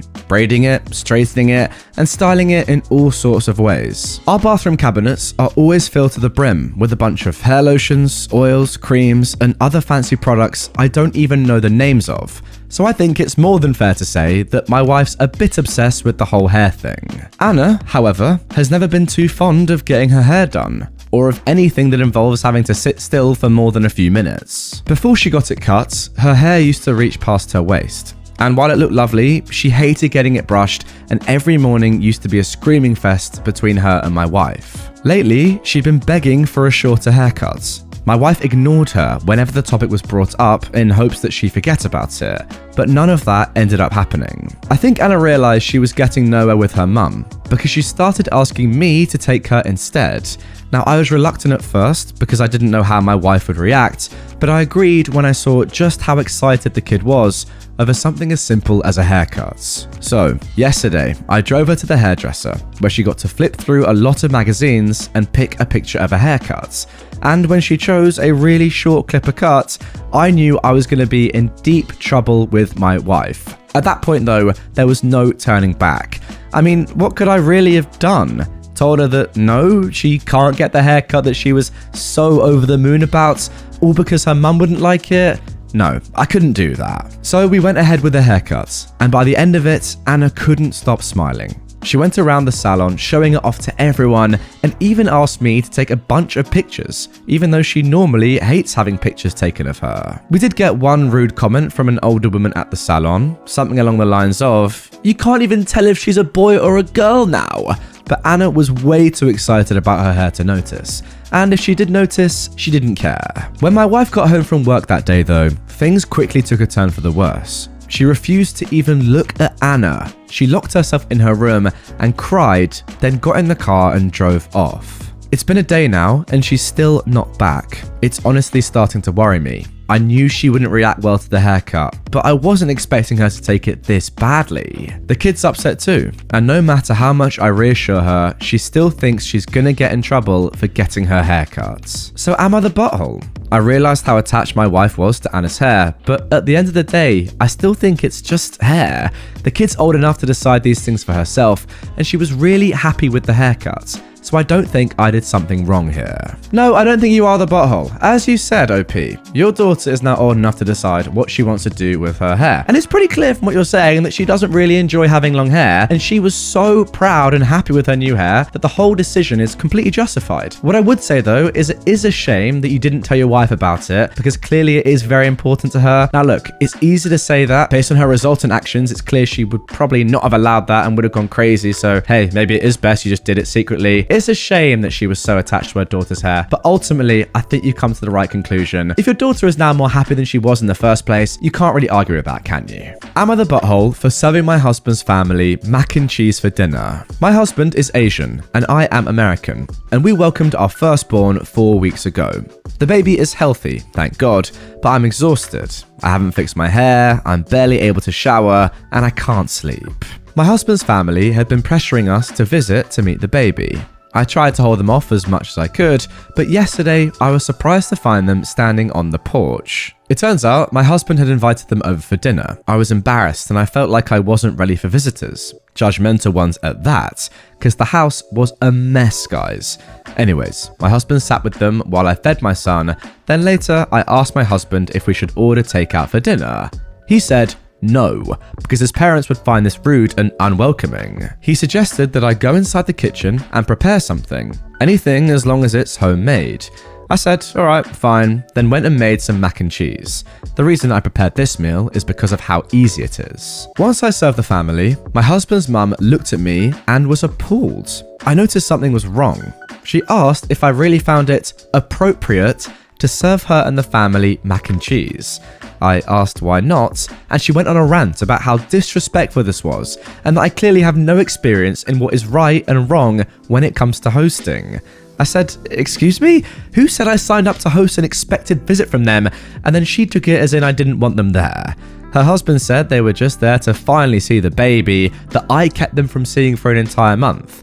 That's a whole month of his life they missed out on. We had an argument and they decided to go home. My husband said that deciding to serve his family mac and cheese was more offensive than serving them nothing at all. I told him I was too exhausted to cook their traditional feast that I was forced to learn from his mum. He took offense and said that I was being mean and disrespectful towards not only his family, but his culture. I went up to the bedroom to stay with my son. My husband stayed on the phone with his family for an hour, then kept giving me the cold shoulder and refused to eat what I cooked in support of his family. I understand how some guests might find it offensive, especially his family, but I was just trying to make a quick homemade meal like my husband wanted. What's wrong with mac and cheese? Well, let me tell you, nothing at all. Alright, first of all, what is wrong with mac and cheese? Because personally, it's one of my favorite dishes. It's so easy, it's simple, and by the way, it tastes delicious. Nothing wrong with it. Why are you getting complaints? I mean, this is before we even mention the fact that you've just given birth, you're dealing with a newborn, you're barely sleeping, etc, etc. Your life is incredibly hard right now, and mac and cheese is an easy thing to make. Before we even get to that, there's nothing wrong with making mac and cheese in the first place. Now, on top of that, you didn't even know they were coming around in the first place. You've been asked to make a meal, even though you're extremely tired and dealing with a newborn, etc, etc. Pretty much, loads of things here are out of place and are downright disgusting, if you couldn't tell. Like, this isn't even a culture clash. These people are just buttholes. Why do you have to make their food for them? They're in your house. Like, forget, again, all the stuff about being a new mum, and it doesn't even actually matter, really. They're in your house expecting free food as guests, but they're also telling you what to make them. No. That is butthole behavior. Am I the butthole for telling my brother's wife she's responsible for his health declining? My 30-year-old brother is diabetic. He has type 1 diabetes and has had it from since he was young. As his older sibling, I grew up watching my parents manage this condition for him. He's always been traumatized by it and has never come to terms with it. So what he used to and still does is act like his condition doesn't exist. The family, mum is now deceased, didn't know how to handle it, because if we let him act like that, then there would be major consequences. So we took it upon ourselves to manage his condition for him. We'd watch his eating habits and correct them, watch his insulin intake, and encourage him to live healthy. When he brought his now wife home, we told her how it is, and that he can be reckless, and in denial about his condition, and so she needed to help and work with us and keep an eye on him. Now, she did her best at first, but eventually she started to cave into his complaints about not being able to eat this or that, or when he complains about his insulin intake and having to pay for it. He's got increasingly worse the past 3 months. We didn't know exactly what was going on till his wife called us to tell us he was in hospital because of a hyperglycemic episode. His blood sugar levels were too high, he almost went into a diabetic coma. The reason for this was because he wasn't taking the right dosage of insulin. I talked to his wife and had an argument with her. She said he deliberately kept stretching out his insulin dosage to be able to save insulin and then not have to buy it. I told her she still should have kept an eye on him. It's unfortunate that their insurance is screwed and their financial situation is rough, but she should have stopped him and not just stood there watching. She said I was being too hard on her, but I told her that if he was doing this under the family's watch, we wouldn't have allowed it, and so she bears part of the blame for him being in hospital. She started crying and asked for a minute for herself. I went home because I couldn't see him after waiting for so long. My dad called later, asking about my conversation with my sister-in-law. I refrained from talking about it, but he said that she called him and told him everything. He said I shouldn't have said this to her and made her feel so guilty. I said I was just disappointed that she let this happen, and I expected her to be the responsible one if my brother wasn't. Dad said I have to apologize, but I'm unsure whether I was completely at fault here. I feel there's a bit of neglect on her part. Alright, well this story ultimately is just quite sad really, isn't it? I'm not going to say on behalf of your brother that what I think he is doing or how he's acting is weird, even though I kind of do, but I don't really know how it feels, so I couldn't really comment on that. What I do think is unfair though is that you're putting so much pressure on his wife to deal with something that in reality he should be dealing with himself. I don't think it's fair to just say, oh, my brother doesn't care about this, but you have to care about it. Like, that doesn't really make any sense. Look, no doubt it's nice of you and your family to have cared and looked after him for all these years, but then putting all that pressure onto just one person who didn't really know what they were getting themselves in for, yeah, it's unfair. I agree with your dad. I'm sorry. I mean, like, ultimately, your brother just needs to deal with it. I get it. It's not a nice thing to be diabetic, but hey, the person editing this video right now, Steve-O, is diabetic, has type 1 diabetes, and guess what? He deals with it himself very well. So there you go. Am I the butthole for the email I sent to a teacher about her "you have to include everyone" rules, saying that was a dangerous lesson? My daughter is 12, and I'm trying to teach her ways of creating and respecting her boundaries that are age appropriate, teaching her that it's okay to say no to things that she feels uncomfortable with. There's a boy in her class who keeps bothering her and her female friends at recess. I've encouraged her to go to me or her teacher when this happens. My daughter told me a few days ago that in class, the teacher had asked the kids to form groups of about 4 or 5. She had formed a group of 5 with some other girls. Then the boy who'd been giving her trouble at recess came over and said he was joining their group. Another girl said that they already had 5 and that he should work with the group who only have 2 or 3 people. He said no because the teacher had said about 4 or 5. My daughter then said that they didn't want to work with him and he should find another group. A few of the girls agreed with her. He said, "You can't exclude me like that. It's against class rules." And my daughter said she didn't care. Now obviously I heard about this from my daughter first, but the way she spoke about it, it sounded like she'd been firm but not unkind. But then I got an email from her teacher saying she wanted to call. She said there had been an incident at school where my daughter had excluded another child, and that wasn't allowed in her class, and she wanted me to have a talk with her about it. Her telling of events was the same as my daughter's. I felt proud of my daughter for her honesty. So I replied to her email saying, "Dear Mrs. Teacher, I'm sorry, but that is not a lesson I feel comfortable teaching my daughter. She's at the age where she is already having to deal with unwanted attention, and I'm making a point to teach her that she doesn't have to be around anyone who makes her uncomfortable, and that a young lady is able to choose to spend time with people who make her feel respected. I understand you are already aware that that boy has been behaving in ways that she feels uncomfortable with at recess from our prior conversations. I think it's a very dangerous lesson, in fact, to teach a girl that she has to include and be kind to everyone, instead of teaching her to be aware of when someone is not respecting her no and stepping out of the situation. I hope I don't have to explain in too much detail why I find this important, but to put it briefly, I was brought up with the include everyone mindset, no exceptions. That taught me to ignore my own comfort level, and as I became a young adult, I became the victim of men who use my inability to say no to their advantage. It's a dangerous lesson and no longer appropriate at that age. Thank you, OP." She emailed me back asking for a meeting in person with the principal. I'm preparing for that, but I'm wondering if my email was too harsh. So, am I the butthole for my response to my daughter's teacher? Yeah, this teacher is embarrassing. I'm sorry. You're absolutely right, OP. The lesson that you're telling your daughter is far more important than the one the teacher is trying to tell. What is she actually saying here? If you don't like somebody and they've been horrible to you in the past, you can't say no to them. That is like actually very dangerous. As you say, your lesson is way better. You know, learning that if you're uncomfortable in a situation, you can say no and you can get out of it for your own good. Sometimes you got to be selfish. This geezer, this little kid, is clearly a little rat. No one wants him around, especially not a group of girls that he's been horrible to in the past. He needs to learn as well that you can't just get away with this sort of stuff and then continue to do it. I don't understand this teacher. Bad teaching, that's for sure. And also, the teacher knows what this boy has been doing and has done nothing to stop it. The more I think about it, guys, the more I think this teacher is actually just terrible and needs reporting and shouldn't be teaching. Her lessons are backwards and straight up trash. What do you guys think? Let me know down below. Am I the butthole for telling my brother and his boyfriend to stop misleading people with their wedding rings when they're not actually married? I am a 26-year-old woman, and I've got an older brother who is 27, who's been dating another guy, a 30-year-old, for around 4 years. Now, I don't have an issue with my brother being gay, but I do have one with him wearing a wedding ring in order to pretend that he's married. You see, we live in a country where gay marriage still isn't allowed, Romania.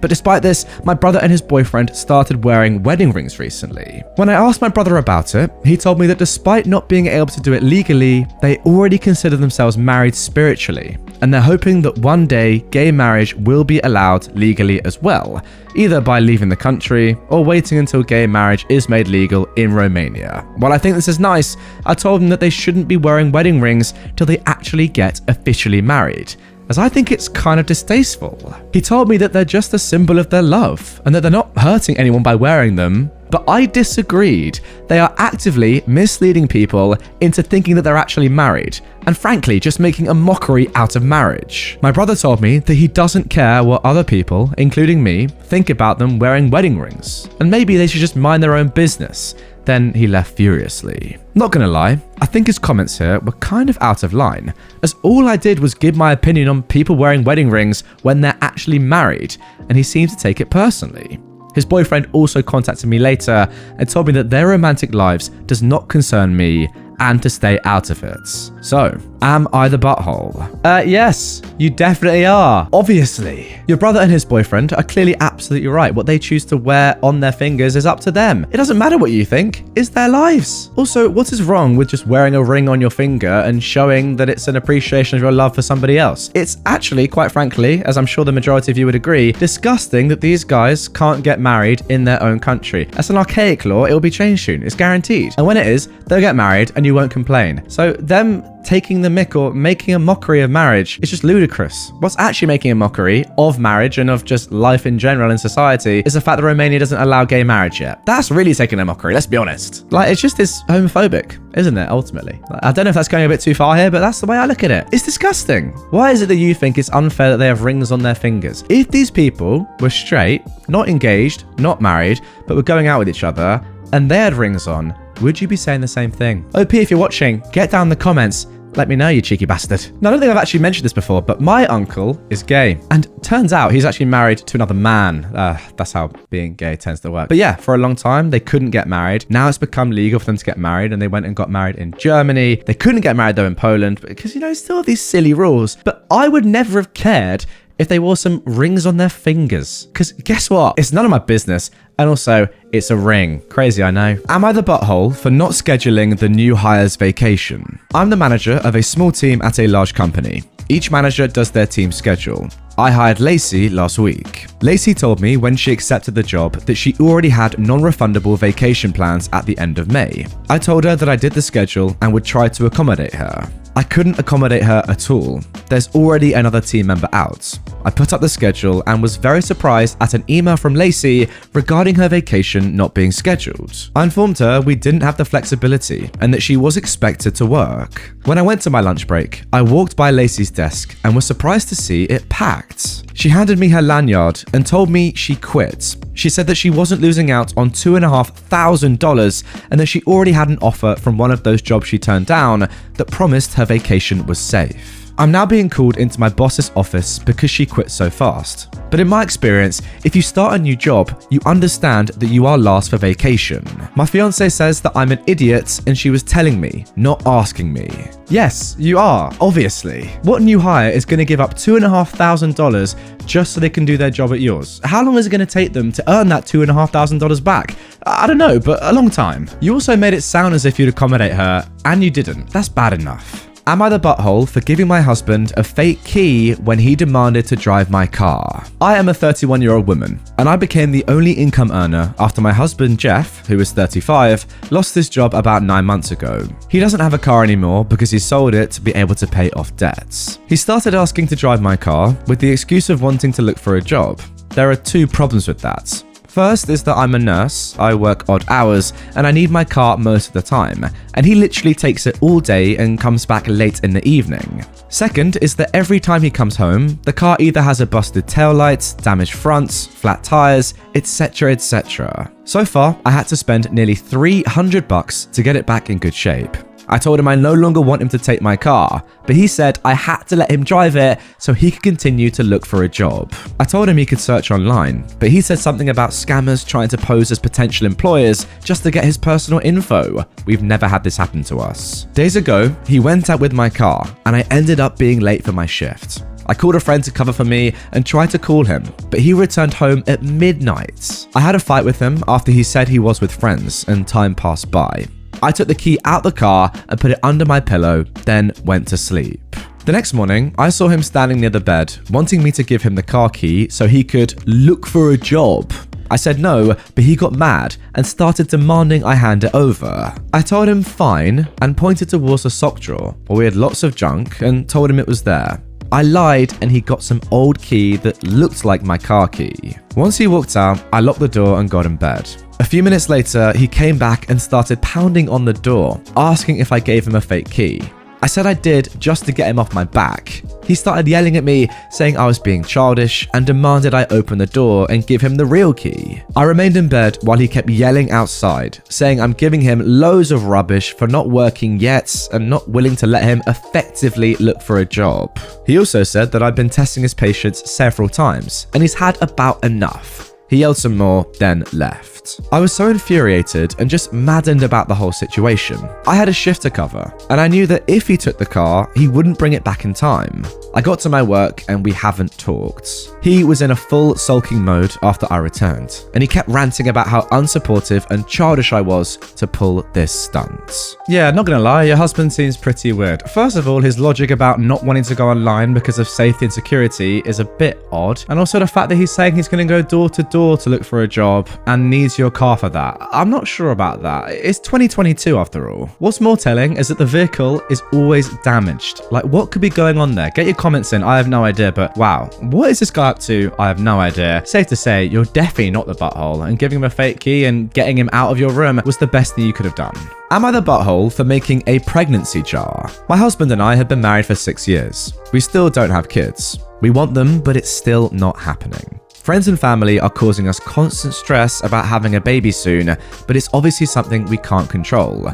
We only wish that they'd stop, but to no avail. So, what I did was come up with this idea. Stupid, I know. And that is, I have an empty jar and call it the pregnancy jar. I carry it with me in my bag whenever I'm with friends and family. And every time someone asks about when my husband and I are gonna have a baby, I pull my jar out and ask them to drop $1 in there for asking. I'd get puzzled looks, but they'd reach out for their pockets, wallets, purses, and pull out $1 and put it inside the jar. It actually worked, because most of them stopped asking after about 4 months. Last week, we had dinner at my parents' house. My brother came back from his business trip that lasted a month, and while eating, he asked when me and my husband were going to have a kid. My husband paused. I got up from the chair and made my way to where my brother was sitting with my jar in my hand and asked him to drop $1 for the question he asked. He stared at me, then laughed nervously, asking if I was being serious. Everyone was looking at us. He said no, he didn't have to pay me, but I told him he didn't have to ask either, so here we are. I could tell he felt embarrassed, he immediately reached out to his pocket, pulled out his wallet, and put $1 in my jar. I made my way back to my seat and sat down and resumed eating like nothing happened.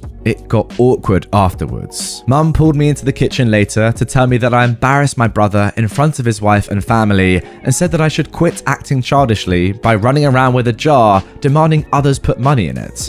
I told her they should quit asking then. She went on about how they're just worried for us since we're in our mid-30s and we don't have much time left if we want at least one healthy baby. I got upset and she started arguing. My husband and I left and we haven't seen them in days. Except I got a call from my sister basically siding with mum and the others saying I'm being childish. So, am I the butthole for this? Also, a quick couple of additional points. 1. This has been going on for years, but in the past year it's gotten worse. 2. I already told them about how I feel regarding this question. My husband doesn't care much and says I should let it go though. 3. Yes, they pay every time because it's just $1. It won't make me any richer or them any poorer. And 4, my husband and I spend the money on snacks to eat every night when watching TV or some toys for the dogs. Okay, wow, I actually love the idea of this. This is just brilliant because can you imagine if you really want kids, it's your number one want in the world and you can't. You try for years, you try everything, you and your partner devastated that you can't, yet still, people that know about this continue to ask you questions like, when are you having kids? That's going to be so unbelievably painful.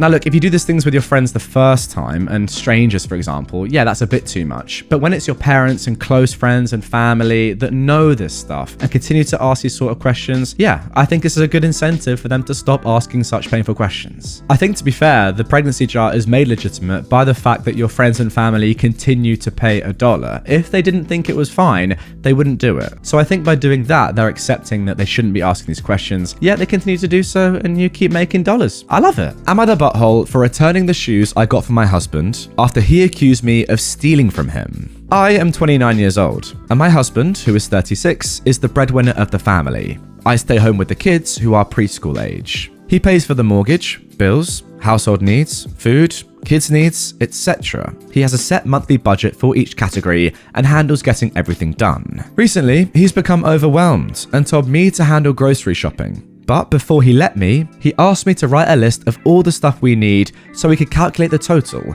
and also so he'd have an idea of how much I'll be spending when I take his credit card. I didn't have an issue with that because this way we'd watch our spending habits. However, he said I'm never allowed to get something that isn't on the list unless I'm paying for it some other way. On Friday, I was doing some grocery shopping as usual and saw that the store had some nice shoes on sale. The price was insanely low for this brand, and so I decided to grab a pair for my husband, thinking he'd be happy with them since he needed some new sneakers anyway. I bought them, and when I showed them to him, he flipped out on me, saying I made a huge mistake by buying something that was not on the list. I agreed with him, but I thought that since the shoes were for him, then it would be different. He said I screwed up though and shouldn't have bought those sneakers without even telling him. But in my defense, I said that the price was low, so it's not like I spent $100 on shoes, and I also saw this as a great deal and wanted him to have those nice sneakers. He plainly said that what I did is considered stealing since he never consented to have those sneakers purchased, and said that I'm being irresponsible with money, and that's why I no longer have an income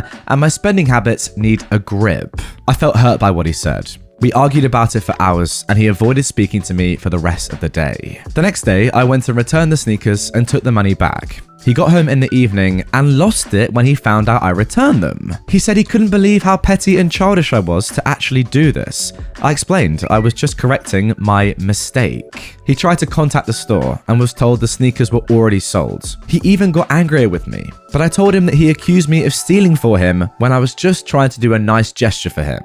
He yelled that I had a lot of nerve calling what I did a nice gesture while using his money to do it. I told him he had no right to yell at me after I corrected my mistake and gave back the money he accused me of stealing. He threw a fit, then went out with friends and came home late at night, still not talking to me. Did I mess up? Maybe I shouldn't have purchased them, knowing they weren't on the list, but I just wanted him to have those sneakers and thought I was doing a nice gesture.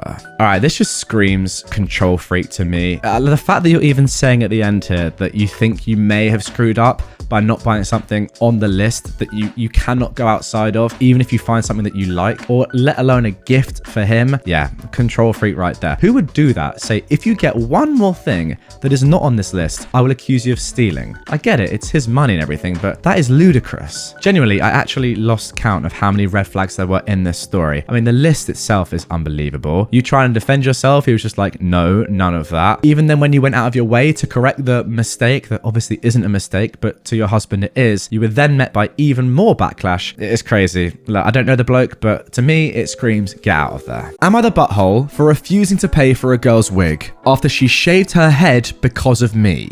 There's this girl that lives in my uni halls. We're not roommates, but we are flatmates. Let's name her Kaya. She's 19. I'm also 19, and I met her in September when we started university and moved into halls. We're not best friends, but we are friendly. We don't really spend much time together. Over time, my friends noticed that Kaya tried to copy me in everything. It started slowly, accessories and some clothes, nothing major. I didn't even notice it until people started pointing it out to me. I have a rather distinct style, and she started copying it. I don't own the style and she's free to wear what she likes, but it's the exact same copies of my outfits, which is very odd. But then it started going further. I dyed my hair, she dyed her hair. I bought something for my room, she bought the same thing for hers. I started chatting with a guy, she became obsessed with that guy, to a point that whenever I had a male friend or guy I was interested in over, she'd go out of her way to try and get their attention, coming down to the kitchen in nothing but a towel. Now, don't get me wrong, I couldn't care less if the guy was looking. And even if it was my boyfriend looking, I'd have a beef with him, not her. But the blatant attention-seeking behavior was just odd. I joined societies and sports, and after she found out, she joined the same ones that I did. Basically, everything I do, she copies eventually. It's just really creepy, but I've not said anything. I wouldn't even know what to say. Over the Easter break, my friend and I were at my family's house, a bit drunk, and decided to test out whether Kaya really copies everything I do. I made a post on social media about shaving my head. My friend does hairdressing, and she helped me out, faking the shaved head, and I posted a photo with the shaved head. I deleted the photo a few days later and forgot about the whole thing.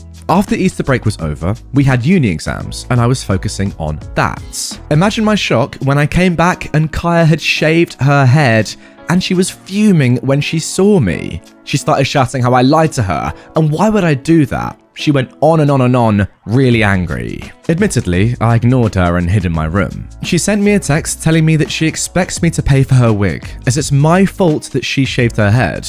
I replied that absolutely not, it was not my fault, and she decided on her own to do that. She kept attacking me over it every time I saw her. It's been a few days since I came back from Easter break.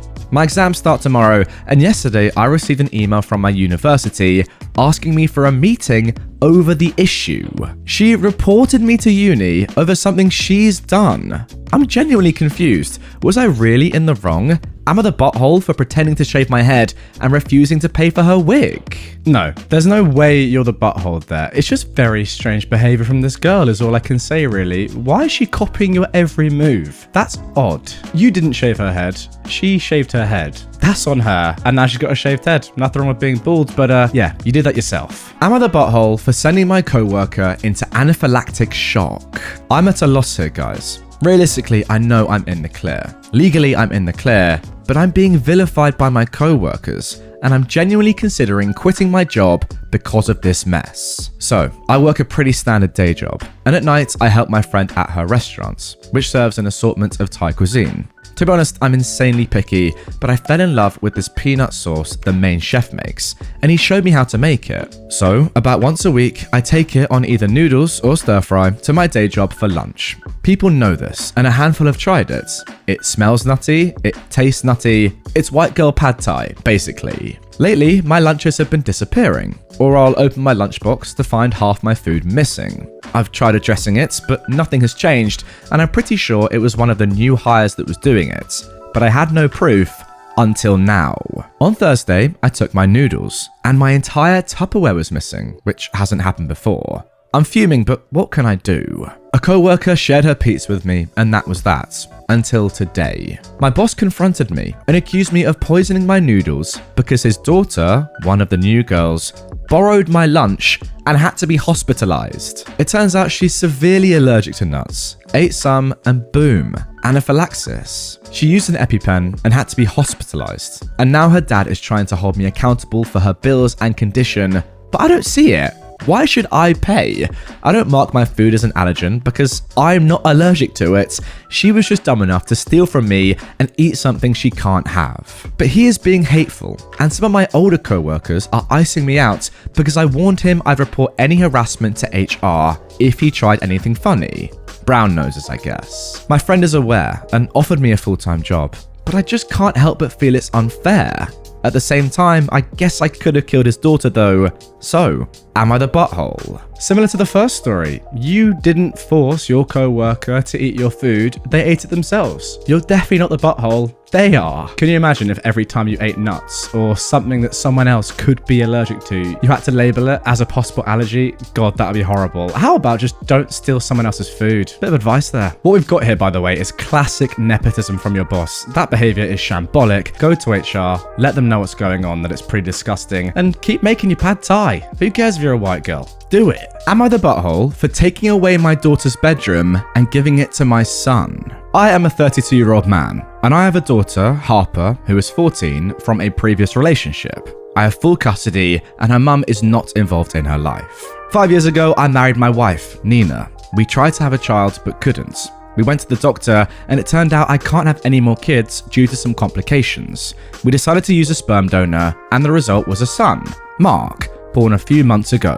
The problem started when Nina got pregnant. Harper wasn't happy about it. When Mark was born, things got worse. Before this, Harper and I used to spend 2 days a week together, just the two of us without my wife. But after Mark was born, I couldn't do that anymore. I couldn't just leave my wife alone for 2 days a week with a newborn, and Harper has been very angry about it. The main problem started 3 days ago. Nina and I decided to make a nursery for Mark instead of having him in our own bedroom for multiple reasons. Our home has 4 bedrooms, 2 master bedrooms at one side and 2 bedrooms at the other side. One of the master rooms is ours, the other one is Harper's. It was very hard for Nina and I to go to the other side of the home multiple times at night when Mark wakes up. So, I asked Harper to pack her stuff and go to one of the other bedrooms so that we could give her room to Mark. At first, everything seemed alright. She said okay and went to her room and started packing. But, less than an hour later, my brother showed up at our home asking for Harper. She had called him and asked him to take her. She came out of her room with her stuff and told me, "You can give it to your son now," and left with my brother. I told her she could only go for one night, but it's been 3 days and she's not back and won't even talk to me. I'm receiving calls from my family, all calling me a butthole and some other names. I don't trust their judgment. They very clearly favor Harper. She was the first grandchild in our family and everyone's favorite. Also, they're trying to accept Mark as my son, but I could see that they haven't been able to yet. So, I decided to post here and get some unbiased opinions. Guys, am I the butthole? Yeah, this is really poor. And guys, we've definitely met our first butthole of the episode. Let me know if you agree in the comments if you're watching on YouTube. But for me, there's no doubt about it. You are a butthole here. Are you telling me you can't just walk like, I don't know, 2 meters across a corridor to go and see your baby? Like, how big's a corridor? That's my question. Big enough to force your daughter to move room? The same room that she's lived in for a while? Like, it's weird. It really is. I mean, that's on top of the fact that you've already told your daughter you can no longer spend time with her. It's interesting parenting is all I'll say. Don't get me wrong, it's a shame that she's not keen on the new child, but that's no reason to then just take her room away from her. That's just unfair. Am I the butthole for giving a very silly, ugly smile in meetings after my boss said I should smile more? I work in a tech consulting job. I'm the only woman on the team. And my boss told me I was coming off harsh with clients and should be more upbeat and smile more. It felt ick. I right away texted my group chat of co-workers, without the management in it, asking, "Has boss man ever told any of you guys to smile more?" It was an immediate round of no's, and a couple of my co-workers asked if he said that to me and pointed out the double standard. A few of my co-workers joked that some of the clients we have right now don't give them anything to smile about. So, then I asked if any of them had ever been called harsh, And it was again, all no's. I told them that our boss had told me to smile more. And one of my co-workers sent me a picture of a girl pulling a silly face with a weird pinch smile and bug out eyes, saying, well, what boss man says, he gets. I thought it was hilarious and decided to actually do it. So I started smiling more and more around my boss, but also a bit stupidly. Just keeping my mouth pinched tensely, gums on display, and purposely pulling my chin back towards my neck so I'd get a double chin. I never did it in front of actual clients, just my boss and co-workers who were in on the joke. And my boss kept looking uncomfortable when I did. He asked me at a meeting about a week in what that face I was pulling was. I said, what face? He said, that one, just a second ago. And my co-worker said, what? She was just smiling. What are you getting at her for? My boss said, it looked like she was pulling a face. And my other co-worker pulled out his phone where he had some pictures from a recent happy hour where I was pulling that face to make my co-workers laugh. And he said, dude, what the heck is wrong with you? That's literally her smile. Look at this picture from last Friday. And all of my co-workers backed him up, saying that was just how I smile. My boss looked kinda incredulous, so I clarified that if something makes me spontaneously laugh or grin, it probably looks a little more relaxed. But when I'm just putting on a smile to be polite or pose for a picture, I guess that's how I smile. And I was trying to be polite after he let me know I was coming off harsh in meetings. Anyway, at my next one-on-one meeting, my boss said I didn't need to change my demeanor that much based on his comments, because honestly, it was coming off disingenuous and that would look worse in front of clients. I just said, yeah, I guess I've never really been good at being super peppy without it looking fake. And as far as I know, that was the end of it. Except for it becoming a running joke at the office that I looked like Nigel Thornberry, which is a pretty smashing nickname, honestly. But I do feel a little bad that I basically gaslit my boss and my co-workers were in on it instead of being direct with him and just saying that he was coming across a little bit sexist. So, am I the butthole for my fake smile thing? There is no way that you're the butthole in this situation, OP. And what's more, I really want to see the smile. Unfortunately, there's been no picture linked with the smile, but you can imagine it, can't you? The boss just going, yeah, not really what I had in mind. Maybe stop doing that. What I must say though is your co-workers are unbelievable for getting behind you. You shouldn't feel bad. Like, your boss was the one who said something so ludicrous. Yeah, look, smiling is great and all, but don't like force someone to do it like this. That's just too much. At the end of the day, it's just good malicious compliance. Your boss asked you to smile, you did. What can you say? Am I the butthole for buying my girlfriend a blender instead of the necklace she wanted for our anniversary? Before I start, I'd like to say that my girlfriend and I are both women. We are lesbians. I say this to hopefully preempt the typical man comments. This happened last month, but my friend and hers are still giving me trash about it. We had our 1-year anniversary. I asked what she wanted, and she told me just something romantic, a little necklace or something cute. While browsing around on Amazon, I found an emulsion blender, and it pinged in my head. My girlfriend loves cooking and always talks about all the gadgets she wants.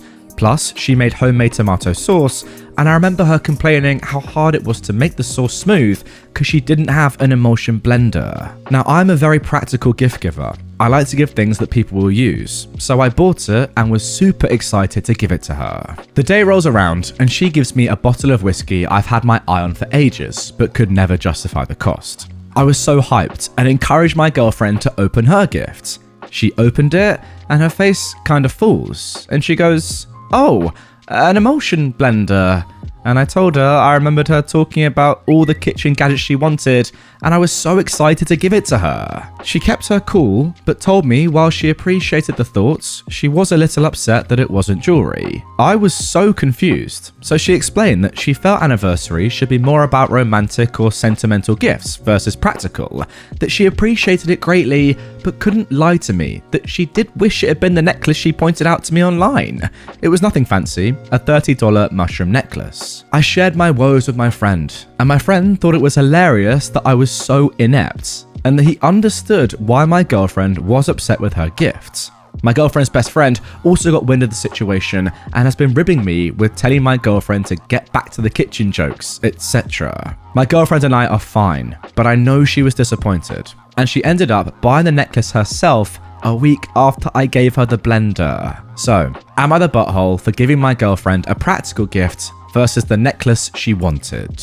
Wow. Yeah, you're definitely the butthole. I'm sorry. Like, this one is so straightforward. She explicitly asked you for a necklace or a nice piece of jewelry, and you said, do you know what? No, let's get something that's the complete opposite. Not sentimental at all. A blender. Sweet. Exactly what I asked for. Thanks. I love that you said that you were so confused when she was sad that you got her a blender. You got her a blender. She asked for jewelry. Are you dumb? I know you explained at the start of this post that you're a lesbian in order to get away from the typical man comments, but this isn't typical man. This is worse than that. This is like reality TV or literally scripted comedy shows where men are just shown to be stupid. This is really, really bad. And by the way, I don't think you're necessarily being mean-spirited, but for you to not understand why your girlfriend would be upset here, it's just weird. I've got to say. Am I the butthole for forcing out a fart to get my mum to stop asking my girlfriend invasive questions in front of the whole family? I know what it sounds like, but I swear it's a desperate situation. So, I, a 23-year-old man, have been with my 22-year-old girlfriend for 7 months. She has a visible scar on her neck and she hates to be asked about it and hates to tell the story behind it. Believe it or not, even I don't know the story yet, but I'm waiting until she's comfortable to share. She's met my family several times, and of course, mum and aunts asked her about her scar, like 3 or 4 times in just a couple of hours. Then at dinner, then during movie time, etc. It got bothersome and my girlfriend looked uncomfortable, and I could just tell that the question itself was bringing her sadness. I told my mum to stop asking such invasive questions about the scar, and every time she'd say, okay, I won't ask, I promise. But then she would turn around and do it again. On Mother's Day, my girlfriend and I attended dinner at mum's. We were sitting in the living room and my mum goes to ask my girlfriend about the scar again, this time with a bigger audience because the whole family was there. My girlfriend said she'd rather not talk about it, but mum kept cornering her and kept asking her in a yes-no form. I was sitting next to my mum and I forced a loud fart in an attempt to take pressure and attention away from my girlfriend and get mum to switch her focus to something else. I was like, whoops, and the family started laughing. Mum turned to me and gave me a nasty stare. It got awkward, I'm not gonna lie, but I was desperate and I couldn't really yell at mum to stop and start a fight on Mother's Day, so I thought of doing this instead of making a scene. She pulled me into the kitchen and scolded me for what I did, after I admitted that I did it intentionally. She called me childish and said that if I didn't want her to bring up my girlfriend's scar, then I should have said. But I did, I swear, like 100 times. Anyways, my girlfriend and I left, and my girlfriend couldn't stop laughing in the car. Unfortunately, my dad was upset too, saying I behaved poorly and childishly in front of the extended family, and he told me to grow up. So, am I the butthole? Well, hey, I can think of a few less embarrassing ways to get someone's attention, but look, it worked, and you're not the butthole. I love it, actually. It's kind of crazy. You're using your butthole to not be the butthole. That is unbelievable. Am I the butthole for arguing with my husband's doctor and acting like a Karen because they wouldn't listen? My husband has a sore foot. No injury or medical condition that would explain the pain, but he hasn't been able to walk properly for about a week. Being the absolute pain in my butt that he is, he's refused to go to the doctors until today. Apparently he preferred to just pop paracetamol and complain to me. It's gotten progressively more swollen and misshapen looking, and today it's gone a funny colour and he can't put any weight on it. So I called our GP, who has sent him to the walking clinic at our local hospital. We finally get seen, and the doctor refused to even examine it. He told him without even looking at the foot that it was a sprain and he wasn't going to prescribe him any painkillers, so not to ask. Then he started demonstrating some kind of exercises that involved going up and down on tiptoes and flexing the toes. I asked if he would please just look at it, as it's gone nearly black in some spots and looks similar to how my wrist looked when I broke it a few years ago. He huffed at me and asked where my medical degree was from. It put my back up and I demanded to see another doctor or his senior. I was the butthole here because it wasn't me being treated, so I get he thought I was a pushy cow. Husband wouldn't say boo to a goose in medical situations though, and he would have accepted the doctor's instructions without any questions about actually needing to be examined. The doctor left, and we heard him outside the cubicle telling the senior doctor that they have a confrontational spouse who thinks her WebMD searching qualifies her to instruct real doctors on how to practice medicine. He also states that he suspects my husband of exaggeration to get opiates. By the time the other doctor arrives, I'm seething, and I lay out exactly what went on. and explained that I only want someone to look at the foot before sending us away. He looks. Cue x-rays, an MRI, the good painkillers, and a walking boot casting with potential to need surgery because he's got 7 stress fractures in that foot, probably from running. Admittedly, they were worse than they needed to be because he didn't get any treatment when it first started to hurt. Then a second doctor and someone from the hospital admin come and apologize for the first doctor and ask if we want to make a formal complaint. So I did, because the outcome of his not listening to the patient or family could have been worse. My husband, though, didn't. My husband said later that the first doctor may well get sacked because of me complaining, and I should have left it because no real harm was done. So was it a butthole move to complain? I don't usually have Karen tendencies, but he was just so patronizing and dismissive, and I kept thinking, what if it was a young mother with a sick baby and he dismissed that?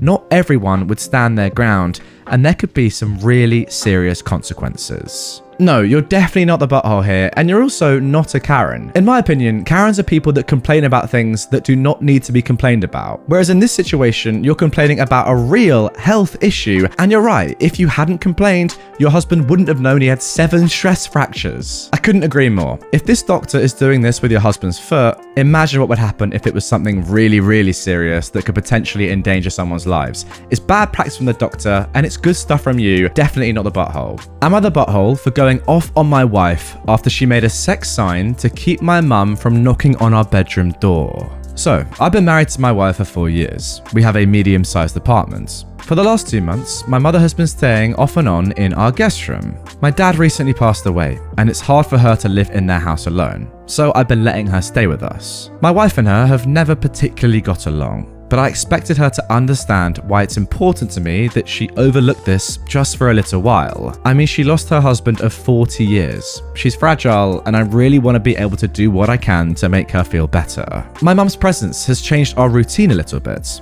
mainly our nighttime routine. She'll usually come knock on our door to talk, and my wife hates this, partially because it interrupts our intimacy. Usually, when she's over, we just don't make love. Now, this past week, I noticed my mum hasn't been coming in at night, so we had normal nighttime habits. Yesterday, my mum pulled me aside and told me that the sign I let my wife put on the door at night was disgusting and not something she ever needed to know. She also said that she was very hurt that I don't want to speak to her since I'm all she has left now. I told her I had no idea what she was talking about. She said the sign about sex. I still had no idea and talked to my wife about it when she got home. She admitted to it. She said that she made a sign to keep my mum out of our hair at nights. On the sign was written, "Please do not disturb unless you want to see me screwing your son." She thought it was funny and necessary, but I was mad about it. I took the sign, crumpled it up, and tossed it in the garbage. I then went off on my wife about how inappropriate and embarrassing this was. She told me it was my fault we needed this, and it's just a joke. I slept on the couch last night, and she is still angry at me. So, am I the butthole? Yeah, I guess the sign's quite funny in a crude way, I'll give you that. But in this context, knowing full well that your partner's mum's husband has just died and she is left all alone, a partner of 40 years by the way, that's just horrible, I'm sorry. Suck it up. Like, you can't have sex for a week or 2. Deal with it. It's not the end of the world. Come on. This is just throwing it back in her face. And yeah, it's horrible. You know what's crazy is that on Reddit, this is probably the first time I ever disagree with Reddit. Everyone on the comments is saying that you, OP, are the butthole. Like, you shouldn't have gone off on your wife and you should set boundaries with your mum. I actually fundamentally disagree. She's been staying at your gaff for like 2 weeks. Can your wife not just deal with that for a couple of weeks? It's not the end of the world, is it? Be nice to someone whose husband of 40 years has just died. Come on. Okay, sorry to go on about this, but I'm just reading through the comments to understand if I'm just in the wrong here. Some people are saying that your mum could come and talk to you at any other point in the day and it doesn't have to be at night. That I agree with. I'm not going to lie. But showing some compassion to a woman who's just lost her husband of 40 years, surely that's the easiest thing to do. Let me know in the comments. Interested to hear your thoughts. Am I the butthole for not waking my husband up for his 5 a.m. walk? So, for the past month, my husband has been waking up at 5 every morning to have a walk. These walks would take about 2 hours. A quick side note to mention that this is new. He's not trying to lose weight, he's pretty thin, he's not athletic by nature, nor has sports interests or hobbies. In fact, he used to hate doing any type of sports. I'm happy for him, since it's an overall positive thing. But yesterday, he came home in the evening after working for long hours, then stayed up late playing on his phone. I went to bed at 10 after getting done with the mess and everything. I woke up to him the next day, yelling at me at 7 AM, asking me why I didn't wake him up for his 5 AM walk. He said he missed it, and I'm responsible for that. I was so confused. I said that first of all, he always wakes up by setting his alarm. Why should I be expected to wake him up this time? He yelled that he forgot to set his alarm. I said, so what? It's no big deal. It's not like he missed an important meeting or something. But he got more angry and said that those walks help improve his health and restore his energy, helping him feel better. I made a comment about how missing one walk won't hurt, but he unloaded on me, yelling about how I was trying to prevent him from doing his hobby for some unknown reason. I told him he was sorely mistaken, even though I admit that those 5 AM daily walks around the Veterans Park are weird, but also his reaction? I really thought it was over the top. He stormed off and went to the shower, saying I'd ruined his entire day. When he got out, he started avoiding and ignoring me. Even when I talked to him directly, he went to work and refused to respond to my calls. Really, I'm at a loss. Like, maybe it was something I said about his walks, but I really don't know. He's sulking non-stop as of now, and I'm literally about to lose my mind. Guys, am I the butthole? Yeah, this is the easiest not the butthole I've ever seen. I'm sorry. Your husband is the one walking at 5 AM, not you. He usually sets alarms, not you. Obviously not your fault. It's a bit embarrassing actually. He's clearly just taking out his anger on you because he failed to wake up. Embarrassing on his behalf. Set an alarm, pal. Not that hard. Am I the butthole for showing the kids what their dad did? My husband was staying at the hospital for some health issues. After he got out, he started wetting the bed every few nights. We talked to the doctor about it and they gave us meds, but they take time. So they suggested that my husband use adult diapers temporarily. He said no, and since he's too sick to do anything, I'm the one having to clean up every time. I grew tired of it. He just kept wetting the bed and not even considering diapers. Yesterday morning was my final straw. I saw that he'd wet the bed again and I just kind of went off. I kept talking, but it's like he wasn't hearing me at all because he just kept staring at the wall. Our kids heard the fuss and came in asking what was going on. I showed them the state the bed and sheets were in and said, "See, your dad keeps wetting the bed and throwing a tantrum when asked to wear a diaper." They stared and my husband looked shocked. He had them leave the room, then said I shouldn't have done that. In my defense, I wanted to defend myself because I thought it was unfair when the kids accused me of yelling at their dad for no reason. He said I humiliated him in front of the kids and made him feel terrible. I told him he could be less embarrassed and feel less terrible when he stops wetting the bed like a child. He started crying, saying he's struggling with his health and said that I was being cruel and descendant towards him. Now I'm trying to turn the kids against him as well as shame him in front of them. My sister visited, and when I vented to her about it, she said she understood, but I was still in the wrong for getting the kids involved. I'm feeling conflicted on whether I did the right thing, maybe to get him to understand how this has been affecting me as well. So, am I the butthole for this? See, this one I'm not sure about. I feel like everyone kind of sucks here a little bit. On the one hand, your husband is in the wrong here. Look, suck it up. It's embarrassing, I get it, but wear a diaper. Or don't wear a diaper, but go and sleep in a different bed and clean your own sheets. Like wetting the bed often and then having your wife clean it up, that's very, very poor. I say all that. On the other hand, I don't think, OP, that you had to get the kids involved in this. I do agree. It's embarrassing enough for him, but you could have just said to him, one-on-one, spoken to him and said from the heart how bad this is making you feel and how difficult you're finding it. I don't think you had to get the kids involved. What do you reckon, guys? I kind of feel like both parties could and should have handled this a little bit better. Am I the butthole for walking out of the airport when I saw my husband's mum standing there with her luggage? I am a 30-year-old woman, and I don't have the best relationship with my husband's mum. Since day one, she tried to make remarks and compare me to her. She then tried to get on my good side and started overly praising everything I do. sometimes even copying me, like that one time when she literally dyed her hair purple just like mine. And when everyone pointed out how ridiculous she looked, she actually blamed me and accused me of trying to make a joke out of her. So, anyways, my husband and I took 2 weeks off work to go visit some places out of the country. Tourism, in other words. The thing is, I was the one who saved up for and arranged the trip. My husband was responsible for booking the tickets. My husband's mum wanted to come along and threw temper tantrums when I said no. She called, texted, sent people to talk to me into letting her come, even threatening to call the police and make some complaints up to get us to stay if she can't come. My husband said we should just take her, but I told him he was wrong to tell her about the trip in the first place. He gave me an ultimatum. He said he wouldn't go if she can't come, and I told him I'd gladly call his bluff, which made him take back his words and say, fine, I'll tell her to stop it because we won't take her. From then on, things on her side got quieter, suspiciously quieter. The day of the trip came and we got to the airport at 2 p.m. My husband was walking ahead of me and was looking left and right like he was looking out for someone. I asked him, but he didn't respond. He led me to the waiting area, and the first thing I saw was his mum standing there with her luggage. I froze in my spots. I felt a cold wave washing over me, and I was fuming inside.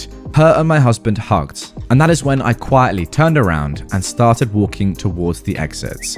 My husband followed me, shouting at me to stop. He tried to stop me, but I told him off the harshest way possible. He tried to say I was overreacting, and that his mum was there anyway, and I should let it go and not mess the trip up for us. I told him that he and his mum could still go, but that I was going home. I went home and sobbed into my dog's fur for several minutes. It turned out he booked her a ticket without me knowing. An hour later, he came home yelling and raging about how pathetic and spiteful I was to walk out, go home, and ruin the trip last minute. I told him he caused this to happen. He said that I was being so hard on his mum, it was ridiculous. I just refused to fight anymore. But he kept on berating me.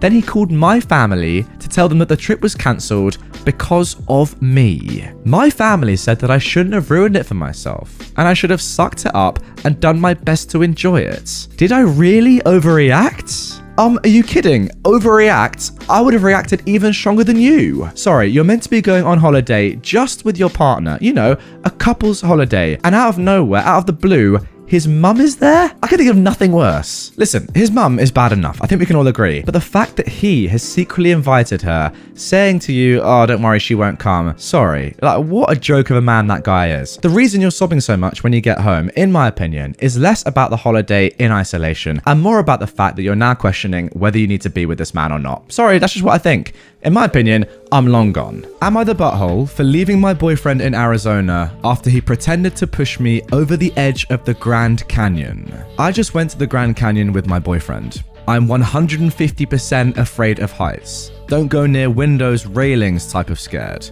Phobia in the full sense of the words. Because of this, I didn't want to go in the first place. But it's a famous destination, so I figured it was worth facing my fears. I had multiple conversations with my boyfriend about my fears. At least 5 separate in-depth convos about how scared I was about having a panic attack around strangers. I have a long history of panic attacks. He assured me he'd help me maintain my distance from ledges and calm me down if I got overwhelmed or scared. We just went. We planned to do a tour, then go out by ourselves in the following days. Well, on day 1 on our tour, we stopped at a scenic lookout to take pictures, and he decided it would be funny to grab me and pretend to try and push me over the edge of the cliff. I immediately freaked out and, unsurprisingly, had a panic attack all in front of our group, while the poor guy tried to calm me down. I'm not proud of how I acted, but I'll tell you, it wasn't pretty. I was sobbing and yelling that he was cruel for doing this, that he knew I was terrified, and he was evil for using that against me. He was yelling back that it was a joke. I was taking it too seriously, and to get over it, because I was embarrassing myself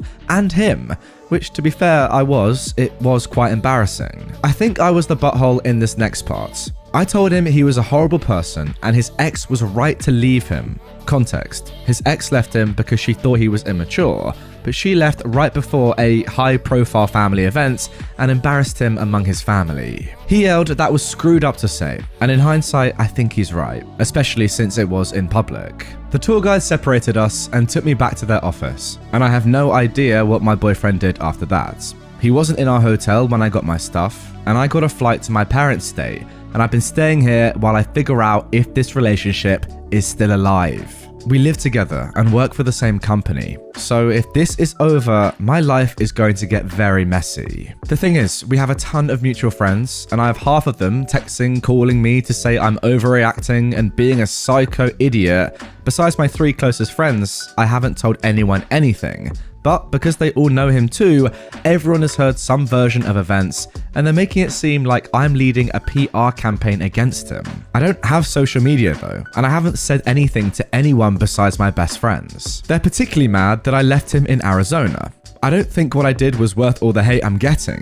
I left him the rental car and hotel room, and I took an Uber to the airport. I paid for everything myself, including our hotel room, and I left a note in the room telling him I was going to my parents. I feel like people don't understand, but there are so many people saying the same thing that I'm starting to question myself. So, am I the butthole? Not a chance. That is one of the worst things you could possibly do to someone that has a fear of heights. I'm sorry, but it's not embarrassing to have a panic attack like that when you're that scared and your own boyfriend is messing around. What is embarrassing is your boyfriend's actions. You actually handled this extremely maturely and well, and I don't think you were the butthole for even 1 second in the situation. It was a horrible thing to do, and you let him know. Your boyfriend is the one that should be profusely apologizing here, and I wouldn't even blame you if you did split up with him. Am I the butthole for telling my girlfriend I'll keep honoring my best friend's dying wish, even if it makes her uncomfortable? My late best friend and I knew each other since we were little. We were next door neighbors and always played together.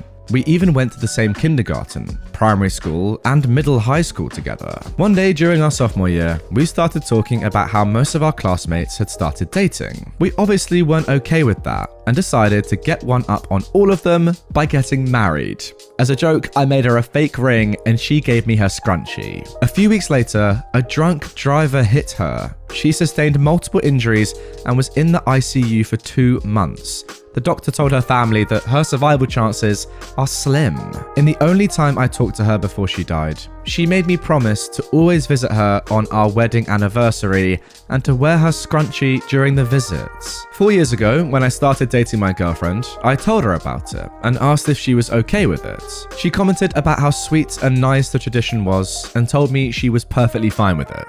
Today was the 10th anniversary and I took the day off. Before my girlfriend went to work, she told me it's time to put this tradition to rest and move on because it was starting to get pathetic that I still wear a dead girl's scrunchie to celebrate a fake marriage that we had 10 years ago. I was furious at her comments because she wasn't just a dead girl. She was my best friend and like a sister to me. We grew up and did everything together. I told my girlfriend a long time ago that we never had a sexual or romantic relationship and that our wedding was just a joke. It's not like I talk about her or keep her photos around the house or anything like that. The only times I've talked about her to my girlfriend is when I told her if she was okay with the tradition or if she asked me about her. When I told her that I'll keep honoring my best friend's dying wish, even if it made her uncomfortable, she left for work angry at me and hasn't come back home yet. Alright, first off, definitely not the butthole. I believe in sophomore year, you're about 15 or 16 years old. Americans, let me know if I'm right there. That is old enough, obviously, to have an unbelievable amount of memories of someone. It's not as if this person died when they were 3 or 4. Like, this is OP's best friend for that period of time. They mean a lot to them, clearly. If your girlfriend sees this tradition as something more than the silly thing that it is, you know, wearing a scrunchie, like, who really cares? Then I think she's got problems of her own. It's just a nice tradition and a nice way to remember your friend that was so tragically killed. Am I the butthole for asking my fiance to consider wearing contacts for our wedding? I, a 23-year-old man, and my fiance, a 21-year-old woman, are engaged and getting married in a couple of weeks. She has pretty bad vision, so needs contacts or glasses in order to function. For some context, I'm the one that wants a wedding with our family and friends. She always just wanted a courthouse wedding. She compromised and we're doing a wedding with friends and family. Also, she showed her wedding dress to my mum, who reacted negatively, which really hurt my fiance. My mum apologized to her the next day before I even got a chance to say something to her, but still. Also, I messed up and didn't consult her before ordering my suit for the big day. So much has already gone wrong here. What? For the first 2 years of our relationship, she preferred contacts 100% of the time, then developed a little sty in her right eye that made it uncomfortable and unhealthy to wear contacts for multiple days, so she switched to glasses. It still hasn't gone away, but it's gotten significantly smaller. She still wears glasses to try and not aggravate it. On a couple of occasions, like getting nice pictures taken or a significant holiday, she switched back to contacts on her own to look nicer. She knows I prefer her in contacts, and I thought she preferred that look as well. Cut to a couple of days ago.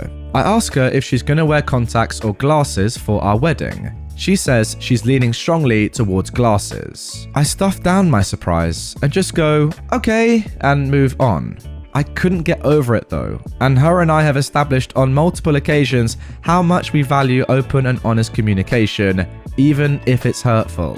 Last night I asked if she would reconsider wearing contacts. She became quite offended and said I just destroyed her self-image since I'm clearly implying she looks better in contacts, but hasn't really worn contacts in almost a year. Also, mentioning that now means that if she chooses to wear glasses, she's going to be self-conscious. I emphasized that it's totally up to her what she wears, but it was weighing on me, and I didn't want to play mind games or hide my feelings, so I told her. Because of this, and all the stuff I outlined in context above, she feels like she didn't get to have an opinion on what I wear, but everything about what she's wearing has been criticized by me and or my family. So, am I the butthole? Sorry, I'm pretty much just laughing here because this is the most open and shut case I've ever seen of a butthole ever. Like, this guy, I'll be honest, might be the biggest butthole I've ever seen on this subreddit. It started badly and it got even worse, my friend. What? Look, I get it. There's being open and honest, and there's also just being rude. Like saying you look bad in glasses, can you not wear them on your wedding day is nuts. You gotta compromise. Come on, what is that? I just can't get over how badly this story even started in the first place. Your mum reacted horribly to the wedding dress. You chose your suit without her knowing. What is this? Is just, oh, this is horrible. But just don't get married, guys. I don't know you, but reading this, don't get married. Am I the butthole for asking my aunt what part of the penis was required to operate a toy? So, I, a 26-year-old woman, am expecting my first daughter with my husband, who is 29, in September. I grew up in a moderately religious household with pretty strictly defined gender roles. As in, since I was a girl, I had chores around the house, while my younger brother did not have to do anything. I don't talk to my parents for a variety of reasons, going on 5 years now, so they do not know I'm pregnant. Both my aunts and grandparents were very supportive of me leaving my household, and as such have been my main family. Being 6 months pregnant now, people have started to give gifts, and I'm very grateful for them. We've decided that we don't want our daughter to be surrounded by pink everything with only girl things. So we've made a conscious effort to include traditionally boy outfits and toys like dinosaurs and cars. We've told people that any gender items would be accepted, and if it's getting too much pink, we've gone out to balance a bit, getting a green jacket or something. My younger aunt has taken great offense to this because boys are boys and girls are girls, and she is a very verbal and loud person and has let us know several times her opinions. She has 2 boys. At my baby shower, my older aunt gifted us a book called Goodnight Construction Sites and a little stuffed truck. My younger aunt went on a tirade about how we're somehow making our daughter trans and not allowing her to be a girl.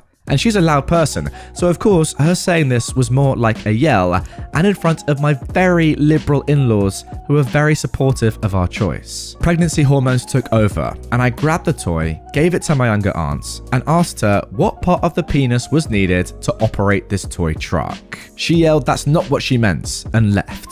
The rest of the baby shower went fine, but it was a bit awkward after. Since then, she's been blowing up Facebook, where a bunch of people agree with her that I am making my daughter trans and have been telling me that I was a butthole. The rest of my family think what we're doing is fine, but that I shouldn't have handled it that way. So, was I a butthole? Okay, well, first of all, let's just clear up that anyone who thinks that you're making your daughter trans is actually so dumb, it's unbelievable. That's the first point that we have to make clear. Secondly, you parent your child exactly how you want to. It's your child at the end of the day. And look, I get it. People have different opinions. That's absolutely fine. The world would be boring otherwise. But no, you're not making your daughter trans. You're just parenting your daughter in the way you want to. Sounds like you're a great parent, by the way. Keep doing you. Your aunt is dumb. Am I the butthole for telling my mother-in-law, no ring, no opinion, whenever she gets involved in my marriage? Okay, so this seems kind of silly, and I want to start by saying that I, a 25-year-old woman, really like my mother-in-law, but she's intrusive as frick. Like, she tried to get involved in issues that are none of her concern. While her son, a 32-year-old man, and I were dating, she tried to get in between during every disagreement, be it major or little. To be honest, I had a hard time setting boundaries, and with my husband's attitude, it made it almost impossible to get her to give me the space I need, especially when she says she's just trying to help. Now, after marriage, nothing changed. She would get in between me and her son in every problem we have. Not just this, but also give opinions and comments on things like the house, job, car, insurance, basically marital issues that only concern me and my husband. I thought about ways to tell her off, but I didn't want to come off as harsh and aggressive, so I came up with this line whenever she tries to get involved in our marriage. I would tell her, no ring, no opinion. And in response, she'd become upset and get offended. On Sunday, my husband and I went over to her house and had dinner. My mother-in-law then, out of the blue, brought up mine and my husband's decision to have kids and kept insisting to know when we were going to start trying, and kept giving suggestions on when it's best to start. I felt so caught off guard and embarrassed, but I didn't even engage or talk about it. I just said, sorry mother-in-law, no ring, no opinion. The table went quiet and everyone looked at her to see her reaction. She looked sort of embarrassed and kept moving in her chair till she excused herself to the bathroom. My husband glared at me and he looked super angry. He then went to talk to her and it turned awkward. After we went home, he started berating me for what I said to his mum. He said it was rude and disrespectful. I told him that his mum has overstepped by commenting and giving opinions on marital matters that only concern us. He yelled at me, saying, "The frick you want me to do? Disown her? Really? Think about how this would make you look in front of the family." Then he went to call his dad, who was also upset with me, saying I embarrassed his wife for no reason whatsoever and that I needed to get rid of this horrible attitude of mine. So, am I the butthole? Did I go too far? Okay, interesting one there. I do agree with you. Overall, she is a bit too intrusive, and I understand why you're saying what you're saying and you want her to, take a back seat and not get involved in every little marital discussion that happens between you and your husband. She doesn't need to be involved in that. However, I think the way you went about it was a little too curt, to be fair. You didn't really need to say just that, and I get it. Look, it's obviously become tiring and she gets involved in every little thing and you're fed up of trying to reason with her, but you need to be polite. It's hard and it's easy for me to say that sitting here in my bedroom, but you can't just say one little short, rude sentence, let's be fair, is quite rude, to your mother-in-law and think that that's okay, in my opinion. It's a controversial one, guys. Let me know in the comments. For me, I think you just have to show a little bit more respect. It's annoying, I understand that, but just try and reason with her a little bit more. I would say that the fact that your husband also thinks it's okay that your mother-in-law is getting involved this much is a little bit weird, don't you think? Like, if anything, I would have thought that your husband would be like, "Mum, can you just be quiet? This is my wife. I'm not in a relationship with you. Leave us to it." It's weird that he is the one that's like, no, let her speak about every little topic. I don't know, just my opinion. The whole point of this subreddit is that I want to hear yours. Guys, if you're watching on YouTube, get in the comments. Let me know your thoughts. So there we go. Those were some of the very best r/am I the butthole stories of the year so far. Really hope you guys enjoyed it. I mean, to be fair, if you are still watching and listening right now, you must have done, or else you wouldn't be here. If you want even more AITA right away, then I've left a link to another one of these movies down below in the description, and it's also on screen right now, so run it up. Thank you so much for watching once again, and I'll see you all tomorrow with a normal Reddit episode.